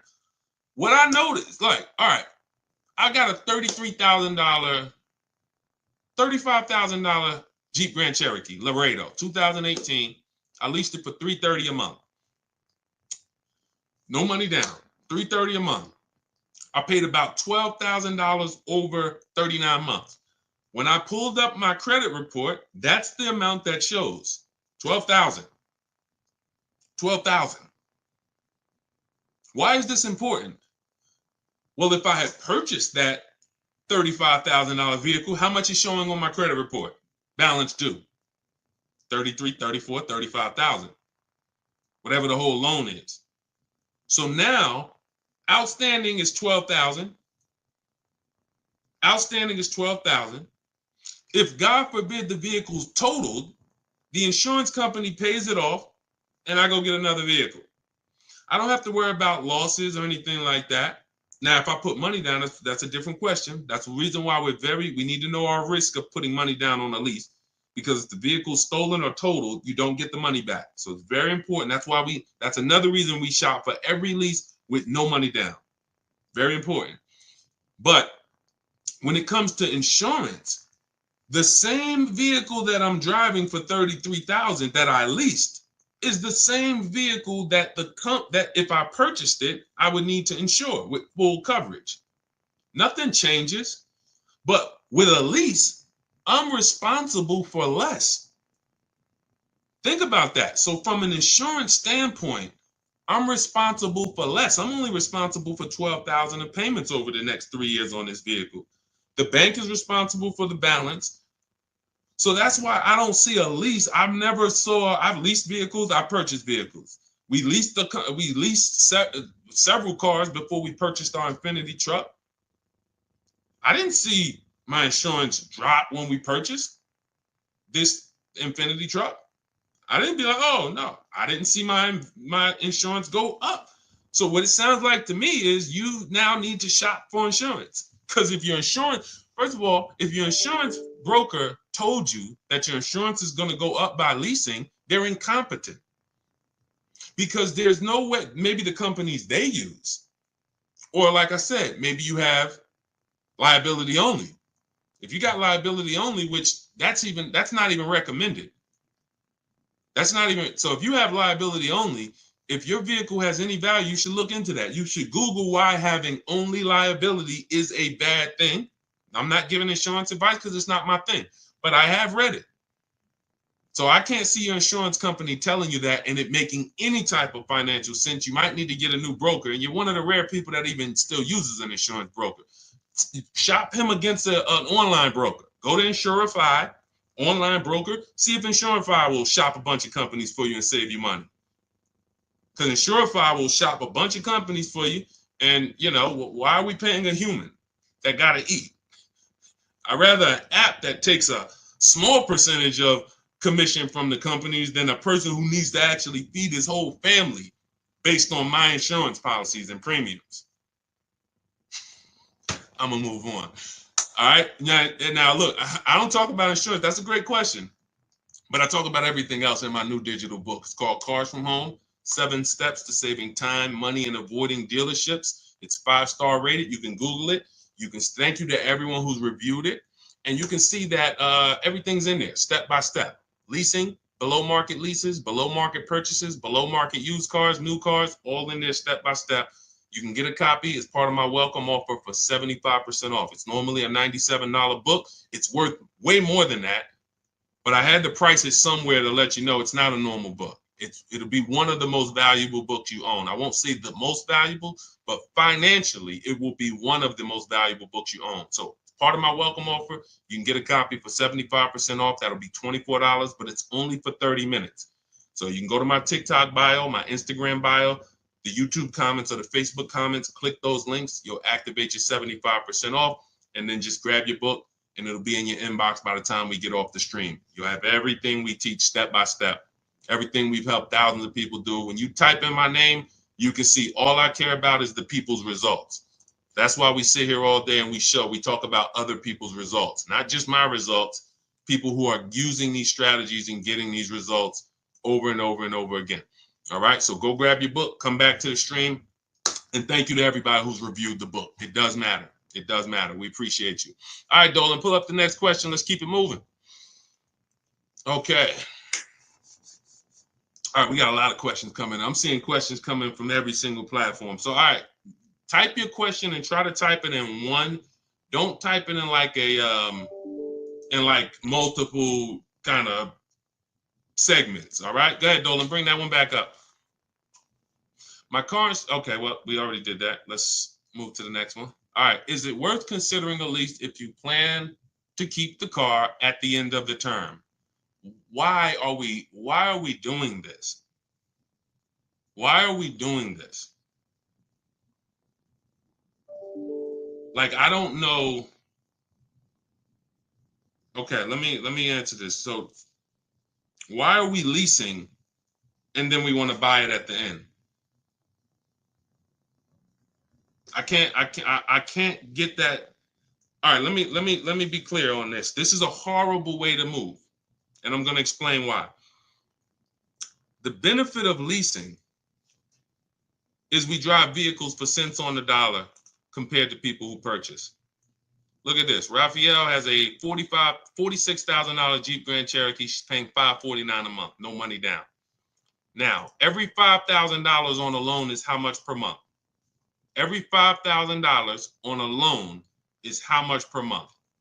Thank you, Sherwin. I'm using the book currently. It's extremely helpful. Thank you very much. All right, and I see your question too, Sherwin. We'll pull that in. But every $5,000 on a loan is how much per month? Thank you, Robert Gregory. All right, $100. Jen 79, $100. Listen. Y'all know I love seeing the stuff sticking. That's what shows me like you're locked in. Okay. Again, principles that will not change. Principles that will not change. Every $5,000 on a loan is about $100 per month. I see you, KK07. Yes. So now let's compare this below market lease that Raphael got for $549 to what it would have cost her if she purchased this Jeep. Let's just say, because I know what you're thinking. Well, Deshone, we're not paying list price there. Let's just say that she got a great deal. Okay, let's say she got a great deal. Let's say they took off $6,000. Let's say she got it for $40. She got it for $40. Oh, and now what about the taxes? Okay, let's just give her the taxes too. So let's be ultra conservative to show you how different a below market lease is from a purchase. Let's say they took off $6,000 for her, and let's just not even include the taxes, which would probably be another $3,000. $40,000 loan, her payment's about $800 a month for 5 years. If she takes it for 6 years, she might be able to get it to like $720, depends on the interest rate. She's paying $549. She's paying $549. Now, again, if she's a short-term person, this is what matters. If you're a long-term person, then take the higher payment, pay off the vehicle, and then, but when you go from this type of beautiful structure, driving brand new cars for cents on the dollar, to now purchasing a used car. What do you mean? I thought we were talking about buying the lease out. If you buy your lease out, you are doing nothing but purchasing a used car. The only difference is it's your car. That's the only difference. When you buy your lease out, you come in, and I remember people would come into the dealership. What's so bad is it's not even exciting. So they go in, they do the paperwork, they come out because you got to get a new loan, or if you're going to pay cash, and then you come out and we need a new temp tag, and I'm putting the temp tag on the car, and I'm like, hey, you just bought your car. They're like, I guess you don't even get the excitement of buying a used car. When you buy a used car, at least when you drive it off, you're like, oh, yeah, baby, it's new to me. You don't even get that when you buy your lease out. So now let's go deeper on why buying your lease is a horrible idea. Average lease is going to be 3 years. We do not take 4-year leases. Why? You're paying too much for a vehicle you're giving back. Add up the payments. The value with leasing is when you add up those payments compared to what you bought, the MSRP, it should be low. Should be a low percentage of what I drove this much car for this much money. Great value. So when we take 4-year leases and there's 4 years of payments for a vehicle we're giving back, bad value. So now, average lease is 3 years. In order, when you buy your lease out, in order to get a payment that is somewhat close to what the original lease payment was, you're going to have to take another 5 or 6 year loan. Now you've already had it for 3. Now you're coming back and you're going to buy the balance for 5 years. Let's give it the minimum. How many years on the loan is that, people? How many years of payments on the exact same car is that? Thank you, Sharon. Thank you, Tanj. 8. 8. Nope, Jim. It's 84. No, I'm wrong. It's 96 months. Jim says 72 months. No, it's not. 72 months would be 6 years.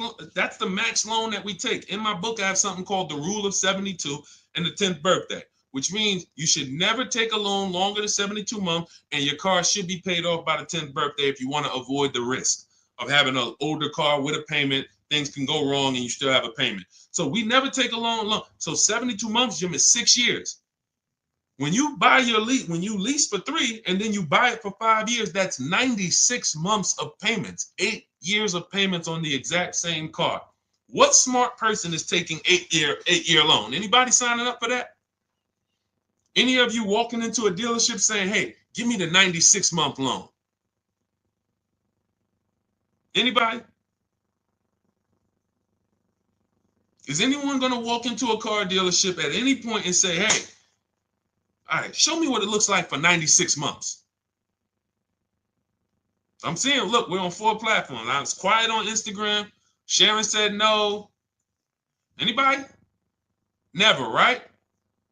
But we have tons of people. Look, Tan said, hell no. But we have tons of people who have leased their vehicle for 3 years and they go and buy it they buy the balance out with a 5-year loan.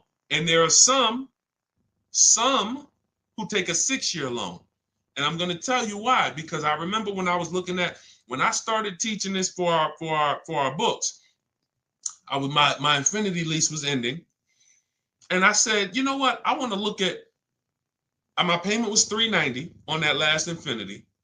I wanted to see how much it would have cost me to have a payment close to a $390 payment to buy out the balance on the Infinity, 6 years. And it was a little higher. It was like $410. So many people are buying their leases out with a 6-year loan when they've already leased the vehicle for 3. 9 years of payments. That's 108 months. It's 108 months of payments on the exact same car. The bank loves you.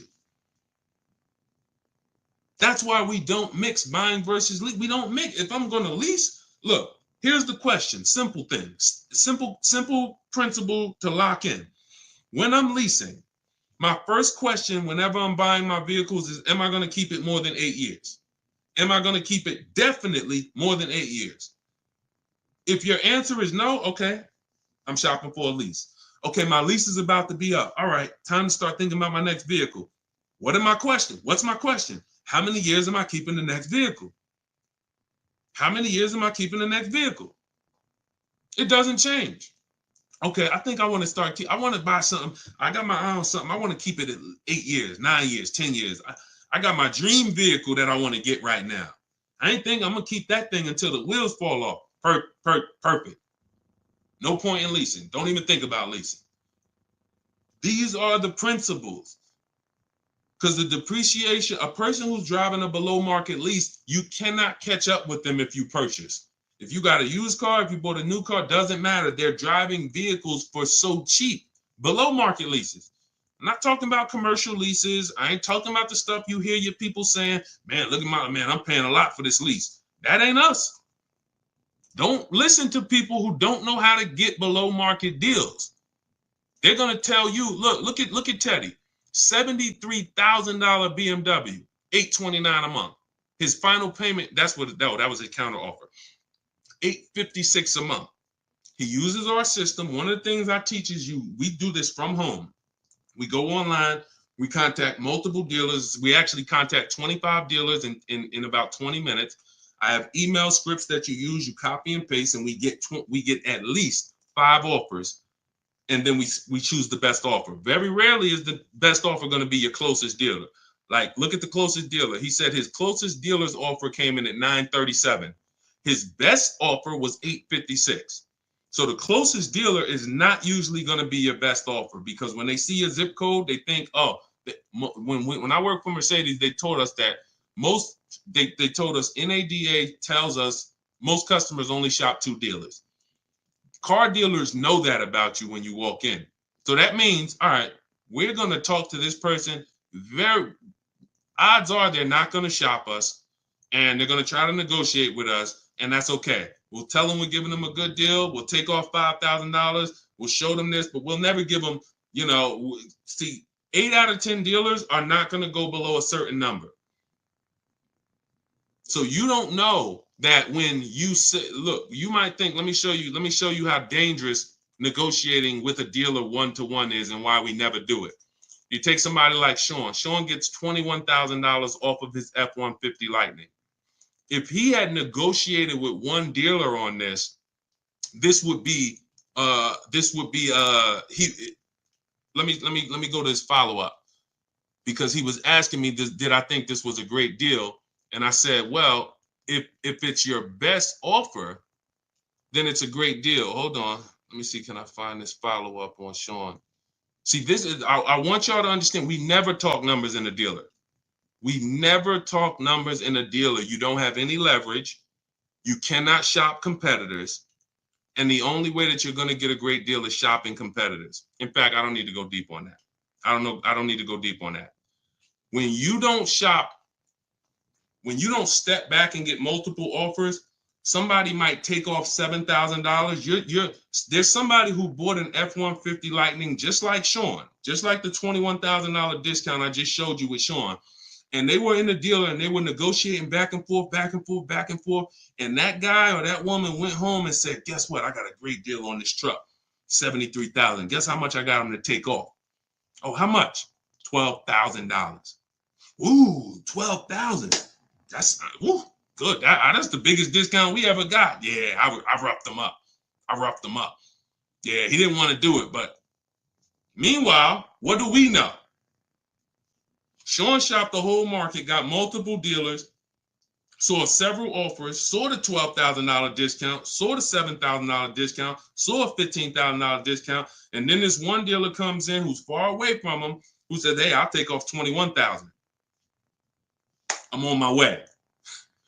That's why we never talk numbers in the dealership. That's why our system is called Cars from Home. 90% to sometimes 100% of what we do and how we get these below market deals is done from home, not in the dealership. So all of this is in my new book. It's a digital book, so it'll be in your inbox in minutes. You can get your copy as part of my welcome offer for 75% off. It's normally $97. You can Google it, Cars from Home, 7 Steps to Saving Time, Money, and Avoiding Dealers. You'll see it's 5-star rated on Goodreads. And you can get your copy for 75% off. You won't pay the normal $97 price. You will be you'll get yours for $24, but it's only for 30 minutes. So go to my TikTok bio, my Instagram bio, the YouTube comments, or the Facebook comments. Click that link, and then you'll see that we have you'll see the countdown. As long as you get there before the 30 minutes, you got yours for $24. That's our welcome offer. And make sure you screenshot the thank you page, because on that page is the link to open the book as soon as you purchase, but it also is my support team's email in case you type your email address wrong. We can't send a book to an incorrect email. So if that book is not in your inbox in 10 minutes, just email my support team and we'll get you the book. All right, that's my welcome offer. Go get your book. Come on back to the stream. All right, go ahead, Dolan. Let's keep it moving. I know we got some more. I see KK. I see we got a... Go ahead. That's a good question. New presidency, but we'll get to that. I drive 30,000 miles a year. Well, we already hit on that. I actually answered that already about high mileage leasing. Not we anybody who just jumped on and you drive a lot of miles, 18,000, 20,000, 25,000, 30,000. You want to go jump on YouTube. Watch the early part of the stream, because that we saved the stream, or Facebook, and you'll see we went deep on that for about 15 minutes about how leasing has nothing to do with the mileage you drive.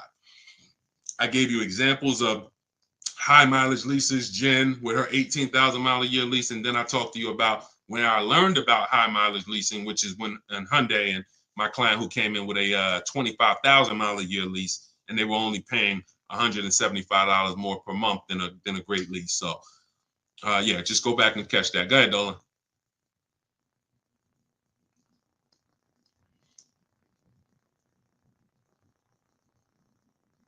Go ahead, Dolan. This is a similar question. 30,000 K lease with just a similar question. My daughter just crashed her car. Sorry to hear that. Credit is mediocre. Any tips? I go the least expensive car that I can get. When we don't have when we don't have the credit, one of the worst things we can do is to tie up money in a long-term deal where we take all right, let me put it like this. In my book, I have two strategies. See, let me explain why the first question never changes. First question is always, how many years are you going to keep the car? Because there's two types of people who don't have the credit and they're keeping their car long term, or people who don't have the credit and they're not long term, which means they should be leasing, but they don't qualify for a lease right now. So let's assume that you're the first type of person. You're going to keep the car 8 years or more, but the credit's not good. Your mission is to make sure you get a great car. You can use our strategies, new car, used car. We need to get a great quality car below market below market price. We don't want to go out there and overpay for the car, because this is what people who don't have good credit tend to do. You go out with desperate vibes, desperate energy, and you basically say, whoever can get me in a car, I'll sign up for it. Which is why I've seen people rave about, hey, go see Joe. Man, and one thing about people who don't have good credit, they will go and tell their friends, and any of their friends who may not have good credit, hey, go see my man Joe, he'll get you approved. Joe is making tons of money on you, because Joe is making, I remember these deals would make $8,000 to $10,000 minimum for the dealership. Between the price of the car they sold you for and between the loan, these deals were washing out at $8,000 to $10,000 minimum. Very, very profitable deals for the dealership. Why? Because the people they don't know there's other options. Whenever we buy a car, we always separate the purchase of our car from our loan. We don't mix these two things, because we need to get bids. Some of you who've been on our streams, you know everything we do is a bid. We need to be getting bids. When we're getting our loan, we have multiple banks and credit unions submitting offers to us, and we pick the best one, because there's a lot of money in loans. Why do you think banks are in the loan business? There's a lot of money in loans. They don't sell cars, they sell money. When we are purchasing a car, we are getting bids because all the dealers have different prices. So someone needs to win a bid. When you go into one dealer and just work with them, you've given yourself no opportunity to see the market and get bids, get offers, multiple offers. And when we sell our car, we get bids. We only sell our cars to companies where we could get multiple cash offers. Driveway, Vroom's out of business. Carvana, CarMax. We have 6 companies in my book. This is step 2. So the point is, if we are a long-term person, our mission is to find the best car we can find, because we know we're going to pay more in interest. But interest can be fixed with a refinance when my credit's better. So if I was buying a car to keep for a long time, 8, 10 years, but I don't have the credit, I'm going to go and I'm going to find the best car. I'm going to shop for my loan independently. We have a strategy in my book. It's called the bank bidding war. We separate these things. Now, because your bad credit or your mediocre credit should not be between you and the dealership. It's between you and the people loaning you money. Type a $sign if that makes sense. I'm going to say that again. Anyone who has mediocre credit or bad credit Your bad credit or mediocre credit is not between you and the dealership. The dealership sells the car. It's between you and the lender. The lender comes to you and says, hey, all right, you're buying a $20,000 car here. We'll loan you the money, but we got to charge you 22%. Cool. I got a great price on the car, though. I got a great price on that car, which makes it even better for the lender because they're going to see, okay, the loan to value rate. Yeah, you did get a great price on the car. Helps us just in case we need to repo the car. We like that you're not underwater. Versus walking into a dealer saying, hey, you know what? My credit's not good. Can you get me approved? Now, not only are you going to pay 22%, but you're going to pay for the same car that you could have got on the market for 20. They're going to charge you 23 plus interest. So now they're burying you because you came in desperate. So my mission would be to find a great car, shop for my loan separately, and then realize, all right, if I'm paying 22%, all right, let me work on my credit. Work on my credit. Great. Year from now, 18 months from now, I got good credit. Let me refinance this car loan. I'm keeping the car though. That's different than a person who's not going to keep the car. It's a short-term person. If I'm a short-term person, I should be leasing, but I can't qualify for a lease right now because I'm not at like a 660 credit score or higher. Let me just shop. All right, let me go and I'm gonna buy an inexpensive car, least expensive car I could get, $10,000, $12,000 quality car, and then I'm gonna flip out of that car in 2 years. I'm gonna have 2 years of on-time payments, build up my credit, and then I'm flipping into a lease. Everything we just laid out is not what most people do. Most people will go in, they say, look, my credit's not good, but I want to get that $23,000, Honda Civic with all the features. Honda Accord with all the features that I want. Boom. Now they're overpaying for the car, not really shopping for a quality car.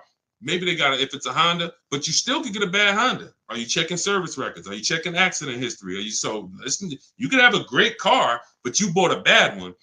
And most people don't want to sacrifice. They just want to go in and get the car. So that's the two strategies. Those are both in my book, by the way. Short-term strategies for people with bad credit. I should be leasing, Deshone, but I can't qualify right now. What's my setup? So that in 2 years, I am leasing brand new cars. That's the play. And then the long-term strategy for people who are buying, don't have the credit right now, is quality car. Let's get our loan. We'll pay more for it. When our credit's better, we refinance the loan. Both in there. So if you want to get your copy of Cars from Home, my new digital book, it's 5-star rated. You can go to my TikTok bio, my welcome offer, 75% off. You'll have everything I laid out step by step and more. Because your household's going to be different. The reason why Cars from Home, my new digital book, is so valuable is because in your household, let's say your spouse wants to lease, your daughter needs a pre-owned car, you want to buy a new car, it's all in there. Your spouse is a high mileage driver, your daughter wants a used car, you don't have good credit.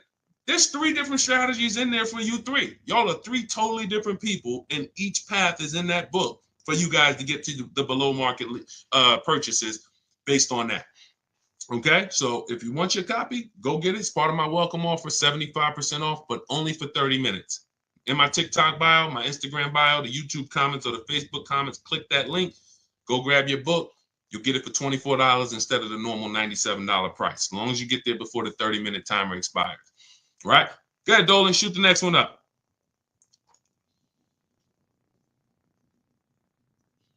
Who's getting value out of the stream? Type a dollar sign in the comments. Type a dollar sign if you're getting value out of what we do here.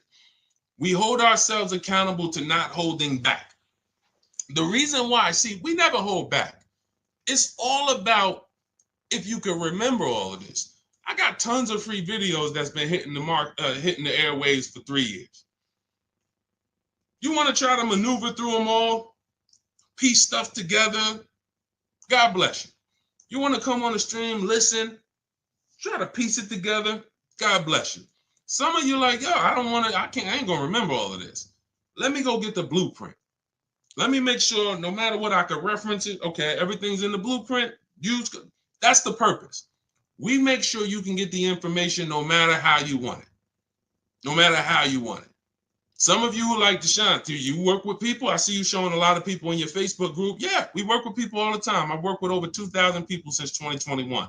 We have a video where we could, jump in a Facebook group where we do Zoom calls twice a month. Just go to my bio, go to the same links. You'll see, Dolan, can you post that link for the Shop with Deshone in the comments for YouTube and Facebook? Those of you who want to know about us actually shopping together, that's fine too. Again, get in where you fit in. Whatever, I don't care how you get the information, use it so that you can keep this money in your family's bank account and out of these cars. These cars are sucking up people's money like relentlessly. How do you see the new presidency affecting car buying and rates? Whatever the market does, there's always three prices: above market value, below market value. We got deals. Let me show this deal that Bonita got during the pandemic, which has been historically, they say, the worst time to purchase a car. Now, I told people for years, if you didn't need to purchase, hold out, let this whole thing blow over, unless you had a vehicle to sell. Because if you had vehicles to sell that you could sell, cash out, because they were worth $7,000 to $10,000 to $12,000 more than they would be worth today. But for those who you were just adding a vehicle, if you didn't have to do that, we didn't do it. But if you had to do it, we had people who needed cars. Come on in. Let's show you how to get below market deals, even when the market's high. Bonita gets her Kia Telluride, December 2022. This is still when people were paying $5,000 over sticker for Kia Tellurides. She stays at home. She uses our system. She gets multiple offers. She gets a $45,000 Kia Telluride, $600 a month. In fact, it's an S, might be 46, $600 a month. Now, I told you what my neighbor got it for this year, $479. We don't know if it's the same model, but let's just figure it's similar. So below market at that time, the below market leases on Kia Tellurides was $600, because there were people leasing them for $700, $800, $850. I wish I could find them. They're everywhere. Some of them are still in those leases. They can't wait for them to expire. They're still paying $800 a month for their Kia Tellurides. She got it for $600. So no matter what the market does, the key is knowing how to get below market deals. And how do we get below market deals? It's very simple. We need to get enough offers to see the market, and then we pick the best one. It's very simple. You can't get below market deals going into one dealer or two, because that's not the market. That's two dealerships. The market is within 100 miles, 75 miles. What is the market? Everyone who has this car I want, what's the best offer? Doesn't matter. And here's what I always say. People with no skills are going to pay above market value. People with negotiating skills are going to pay market value. People who make dealers bid and get multiple offers get below market value. Because there's no I could say to a negotiator, here's how I know. Negotiator comes out the dealership. Hey, yeah, man, I just got a great deal, man. I worked them over. I've been coming back for 2-3 months working them over. Okay, are you willing to bet $1,000 that I can't get a better deal than you? Nah, I don't know. I wouldn't take that bet. Why not? You've been working them over. Yeah, but I wouldn't take a better. Now, I probably can't. I'm not gonna get a better deal from you from them. But for that car that you just drove out here with, bet me $1,000 I can't find a better deal than that in this market from home. Nah, I'm not gonna take that bet. That's why negotiators don't get below market deals. There's no confidence that they actually got a below market deal because they haven't seen the market. They go into one dealer, maybe two, they negotiate. There's no confidence. On the opposite end, you could have a person with no negotiating skills, which is what I love. The people with no negotiating skills, you're the people who we love, because you don't come in thinking you got the whole thing figured out. Negotiators, you got to come in unlearn because they want to bring all this old stuff that they do into a new system. You can't put new wine in old wineskins. So you come in, blank canvas, somebody like Zafrina, stays at home, $65,000 Jeep Grand Cherokee electric vehicle, $579 a month. It's her best offer out of all the offers. She said, look, used all the scripts, email scripts, contacted the dealer, sealed the deal on this lease, $579 a month. That's a 0.88% lease. She didn't get that negotiating. That didn't come from negotiating. Look at Ansley. In fact, look at Rosalie. $60,000 QX60 Infinity 2024, $592 a month. I'm gonna leave that up for the people who will read it. $592 a month. Not from negotiating. She didn't get that going back and forth, sweating, sitting at home, letting the market come to her. So a presidency is not going to change anything. No matter what the market does, we are going to be getting below market lease deals, below market purchase deals, below market used car deals. It's not going to change. People with no strategies are going to just broadcast to you. There's no deals out here. When you hear that, don't believe it. Look, if you're in our world, all you'll do is just feel bad for them, man. Listen, man, you should check this book out. Get all these offers, man. You like call around. Even if you tell them, call around. Get at least 5 offers. Even if you can't get them to come over to our world, totally. Hey, call around, man. Call a couple dealers. Get at least 5 offers. Don't just go to this one-to-one thing. Oh, man, yeah, cars are expensive now. Anyone talking like that, they don't know how to shop.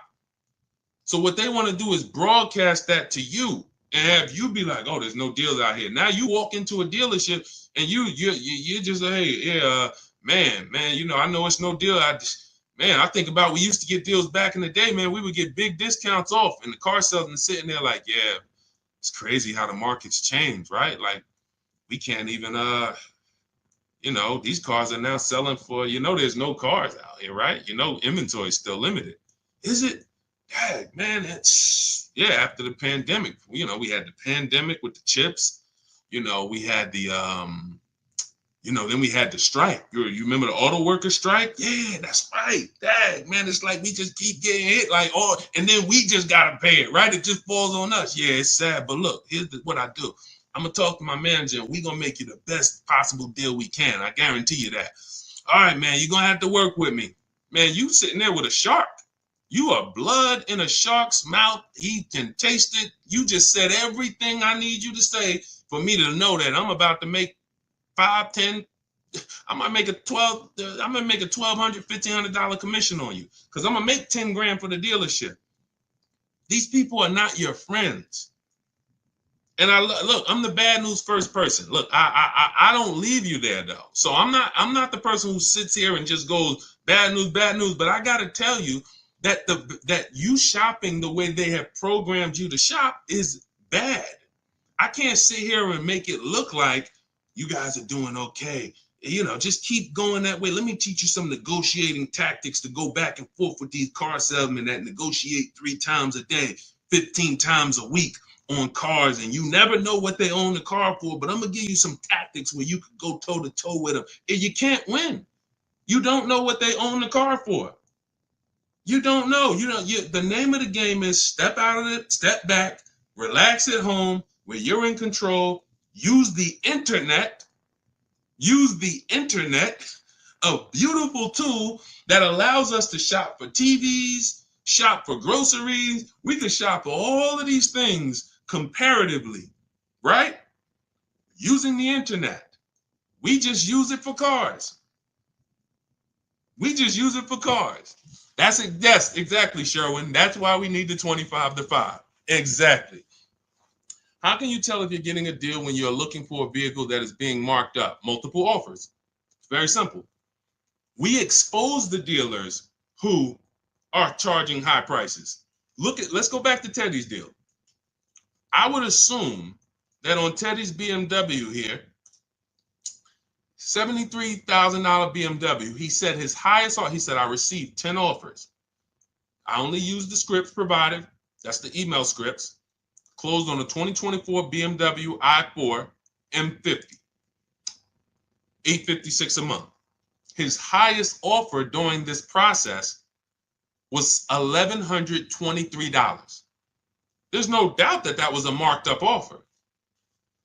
That dealer is going to sell that car to someone else. But when we shop, we're talking to people online by email, and we're getting their best offers. Some dealers' best offers are marked up. That's just what they do. They would rather not sell the car to us because they know someone's going to walk in tomorrow that I could sell this car to for $1,100 a month. No problem. It's just not going to be me, or it's not going to be one of us.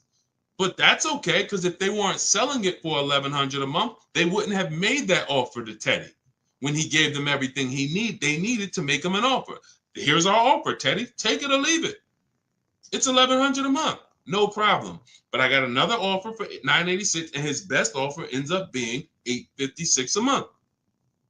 So it's not about negotiating with dealers with markups. It's about exposing the dealers who don't have markups. It's about exposing the dealers who have markup. Okay, yep, I can see you just, yep. Hey, this one dealer said it's no rebates on the car. He didn't include the rebates in our offer. That's fine. Hey, this other offer over here, great. Oh, he says it's $5,000 in rebates that he gave me. What's the difference? One's a liar who wants to make a lot of money, and one's not. Now, if you were in that dealership negotiating back and forth with that liar, you can't win. You might think, oh, he took off $5,000, but he still has another $7,000 that he's not taking off no matter what. He'd rather you leave and say, hey, look, well, I'm not going below that. That's our best offer. That's not the market's best offer. That's just our best offer. He's not lying to you. But his competitor that's 45 miles away, oh, his best offer is $10,000 less. This is how different the market is. This is why the 25-5, Stephen, is Sherwin, is it's just the beautiful. Wait, we just got the live paused on Instagram. Oh, I think we hit the time on Instagram. Well, either way. So that is what that's the name of the game. You have to see for yourself. Again, all of these people we've talked about so far, the people who I've shown you, you can see a lot of people in my comments on some of my bigger Facebook social media videos. You'll see people who just post, because we get DMs all the time, we get emails all the time, all the time. Yeah, I just used this. Like, I haven't even read some of these because I don't really.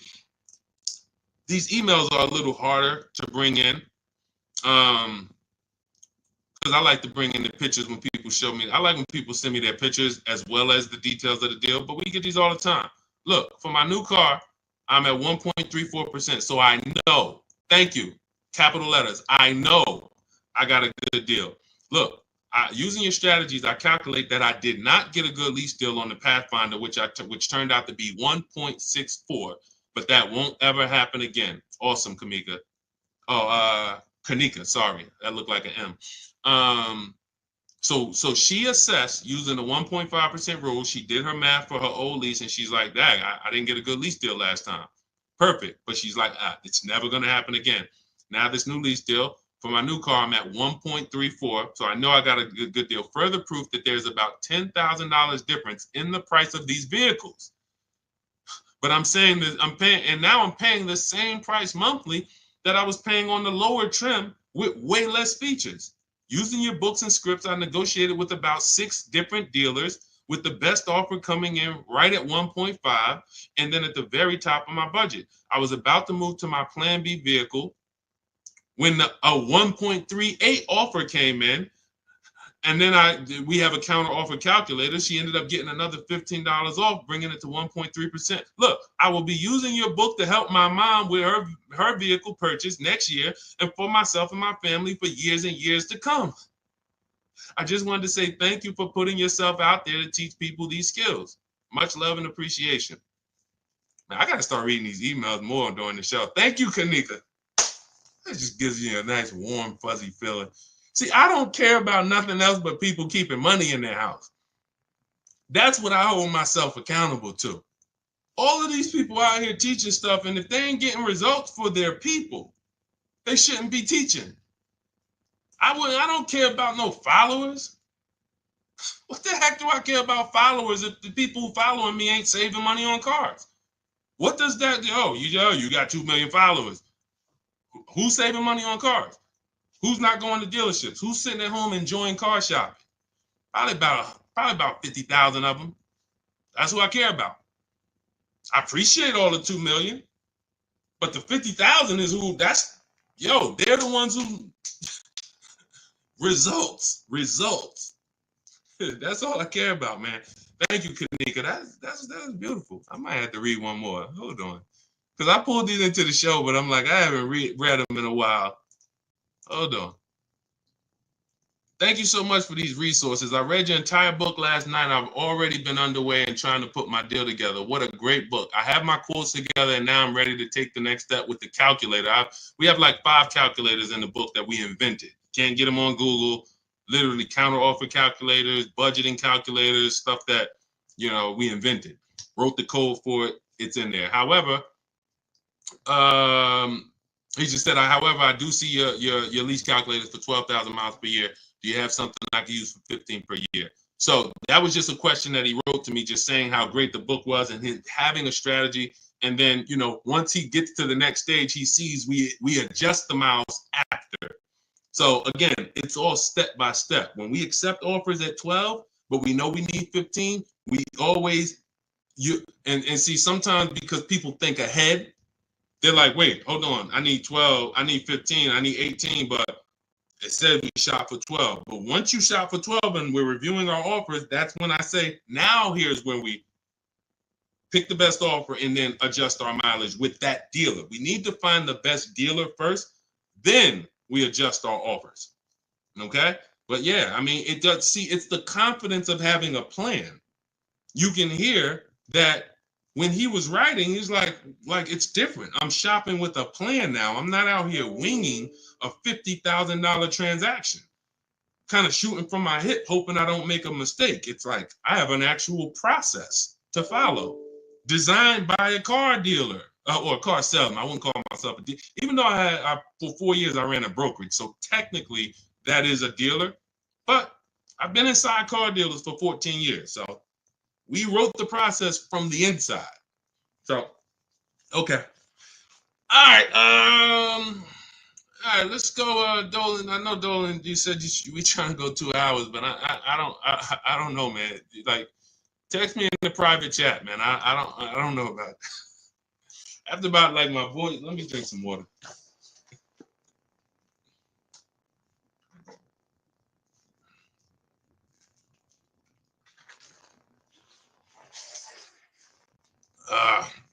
If you lease, do you have to pay the taxes? They go in the payment. When we lease, we have a template that we send out to dealers. And here's what it says. You have to tell dealers how to give you the offer. Part of the problem with why your shopping online is not working, why it's frustrating, it's 2 reasons. 80% of dealers are here to make it hard because making it hard makes them more money. They are trying to frustrate you to get you to come in. That's why you notice, who notices, type right. Type right if you notice this. One of the first questions that you're going to get when you're on the phone with a dealership is, when can you come in? Is that right or right? Right? You're not even on the phone with them for more than a couple minutes before, hey, when can you come in? Correct? Right? Okay. Thank you. So that's the goal. I need to get this person here by any means necessary. So they're going to say a bunch of stuff that's not true. So I see you, Sherman. I see you, Sugar Mom. A bunch of stuff that's not true. Like what? Your best deal is going to be if you're here. Not true. Your best deal is going to, we only, if you come here, I guarantee your presence is your leverage. Not true. Your presence is no leverage. Can't see the market when I'm sitting in your dealership. So you have to tell dealers how to quote you because they're going to quote you the way they want to quote you. So we always request our quotes with 12,000 miles per year, first month's payment only, due at signing. So I'm giving you my first payment, I'm driving off. Now, when we shop for purchases, we shop all in numbers. We shop all in. Tax, title, fees, everything included. Now, when we're shopping for a new car purchase or even a used car, we're looking at all in numbers because remember, we're getting our financing separately. Then we give the dealer a chance to beat it. We do a bid for that. That's called the bank bidding war. So, but we have a particular way that we're requesting our offers for us to be able to compare them. We don't let them, and even when we send out our templates, you're going to see some dealers, the 80%, don't listen, which is why we have to send stuff twice. Copy and paste is going to be your best friend when you're buying a new car, used car, using what we teach. Copying and pasting, copying and pasting. Now, we're requesting them to put the lease in the payment, but part of what we need for them to even give us an offer is they need to know what vehicles we're looking at, what are our options, what are we open to, colors, equipment, trim level. Do we have multiple options that we can consider with them? They need to know what we do for a living because they need to know if do you have any rebates? They need to know what memberships we're a part of, AAA or, Costco. We had somebody who got a Volvo last year. She said she got an extra $1,000 being a Costco member. That was a California deal. So all of this stuff matters. When a dealer is trying to give you their best offer, they need to know everything you qualify for. There's conquest rebates or loyalty rebates. What vehicles do you have in your household now? Do you have any competitive vehicles? That's why in our template, we fill all this stuff in, then we send it off. So when you're trying to shop online, you're wondering, why can't I get, the shopping online? I tried it, it's not working out because you don't know what to give the dealer. They need the zip code to factor in your taxes. This is stuff that you're thinking when they ask you this, you're like, wait, why are they asking me for this? They're trying to explain. No. So you're going to just go in and say, well, man, this is frustrating because you don't actually have an online shopping process that works. You're winging it. And you don't realize that I can't even shop online because I'm defensive because the dealer is going to ask me for things that they need to make me an offer. And I think they're asking me for it because they're trying to get too much information out of me. Why you want to know what kind of vehicles I got? I'm not trading nothing in. Well, because we need to know, do you qualify for any rebates? That's why the templates that we have are so valuable, and that's why we save so much time, because we're just copy and paste, copy and paste, copy and paste, everything that's necessary for them to give us an offer, they have it. So we literally cut through all the garbage that most shoppers are going through with them. Most shoppers, they're not giving them the information. It's a horrible experience for both people, the shopper and the car salesman, because they're like, yo, this person just, man. And they really are like, yo, if you just come in, and the person's gonna come in because they just don't know. Like, we can't do this. You don't realize that we need this information. But our process is great for both people. Because you fill in the templates. All right, yo, here's what I do for a living. Here's my cars. Here's my deadline. Here's my profession. Here's my memberships. Boom, here you go. These are the parameters, how I want you to quote me. Car salesman gets it and like, oh, wow, okay, good. This is more than any customer's ever given me. Hey, let me see what I can do for them. Easy for both people. The people that sell us cars, they're only working for us for like 20 minutes. They love us. The dealers that win the bids for us, they're like, man, thank you. Because how long did I got a video, I posted it. Some of you saw it. And when I got my Infinity truck, I recorded it. I asked them, how much time did this whole thing take? He said, not even 20 minutes. Once we took out the test drive, not even 20 minutes when I bought my pre-owned Infinity. And it was a below market, 42% off the new price. It was $54,000. It was the best. Long story. I ain't going to go into all of that. But it was a great used car deal and literally 20 minutes of the car salesman's time. Meanwhile, they got people in there 5 hours that ain't buying a car. Been there 5 hours, negotiating back and forth. They're making them a good offer, and they just like, well, I don't know. You know how many times I was making a person a below market offer and they just wouldn't take it? But I know why they wouldn't take it, because they didn't know it was a below market, or they didn't know. They're like, man, I'm like, listen, you're really walking away from, like I'm telling you, we're at a triple net deal. We're like $500 over triple net, which means no dealer can, like, we're really in the black. Forget invoice. You got sticker price, you got invoice price, you got holdback, then you got the tissue.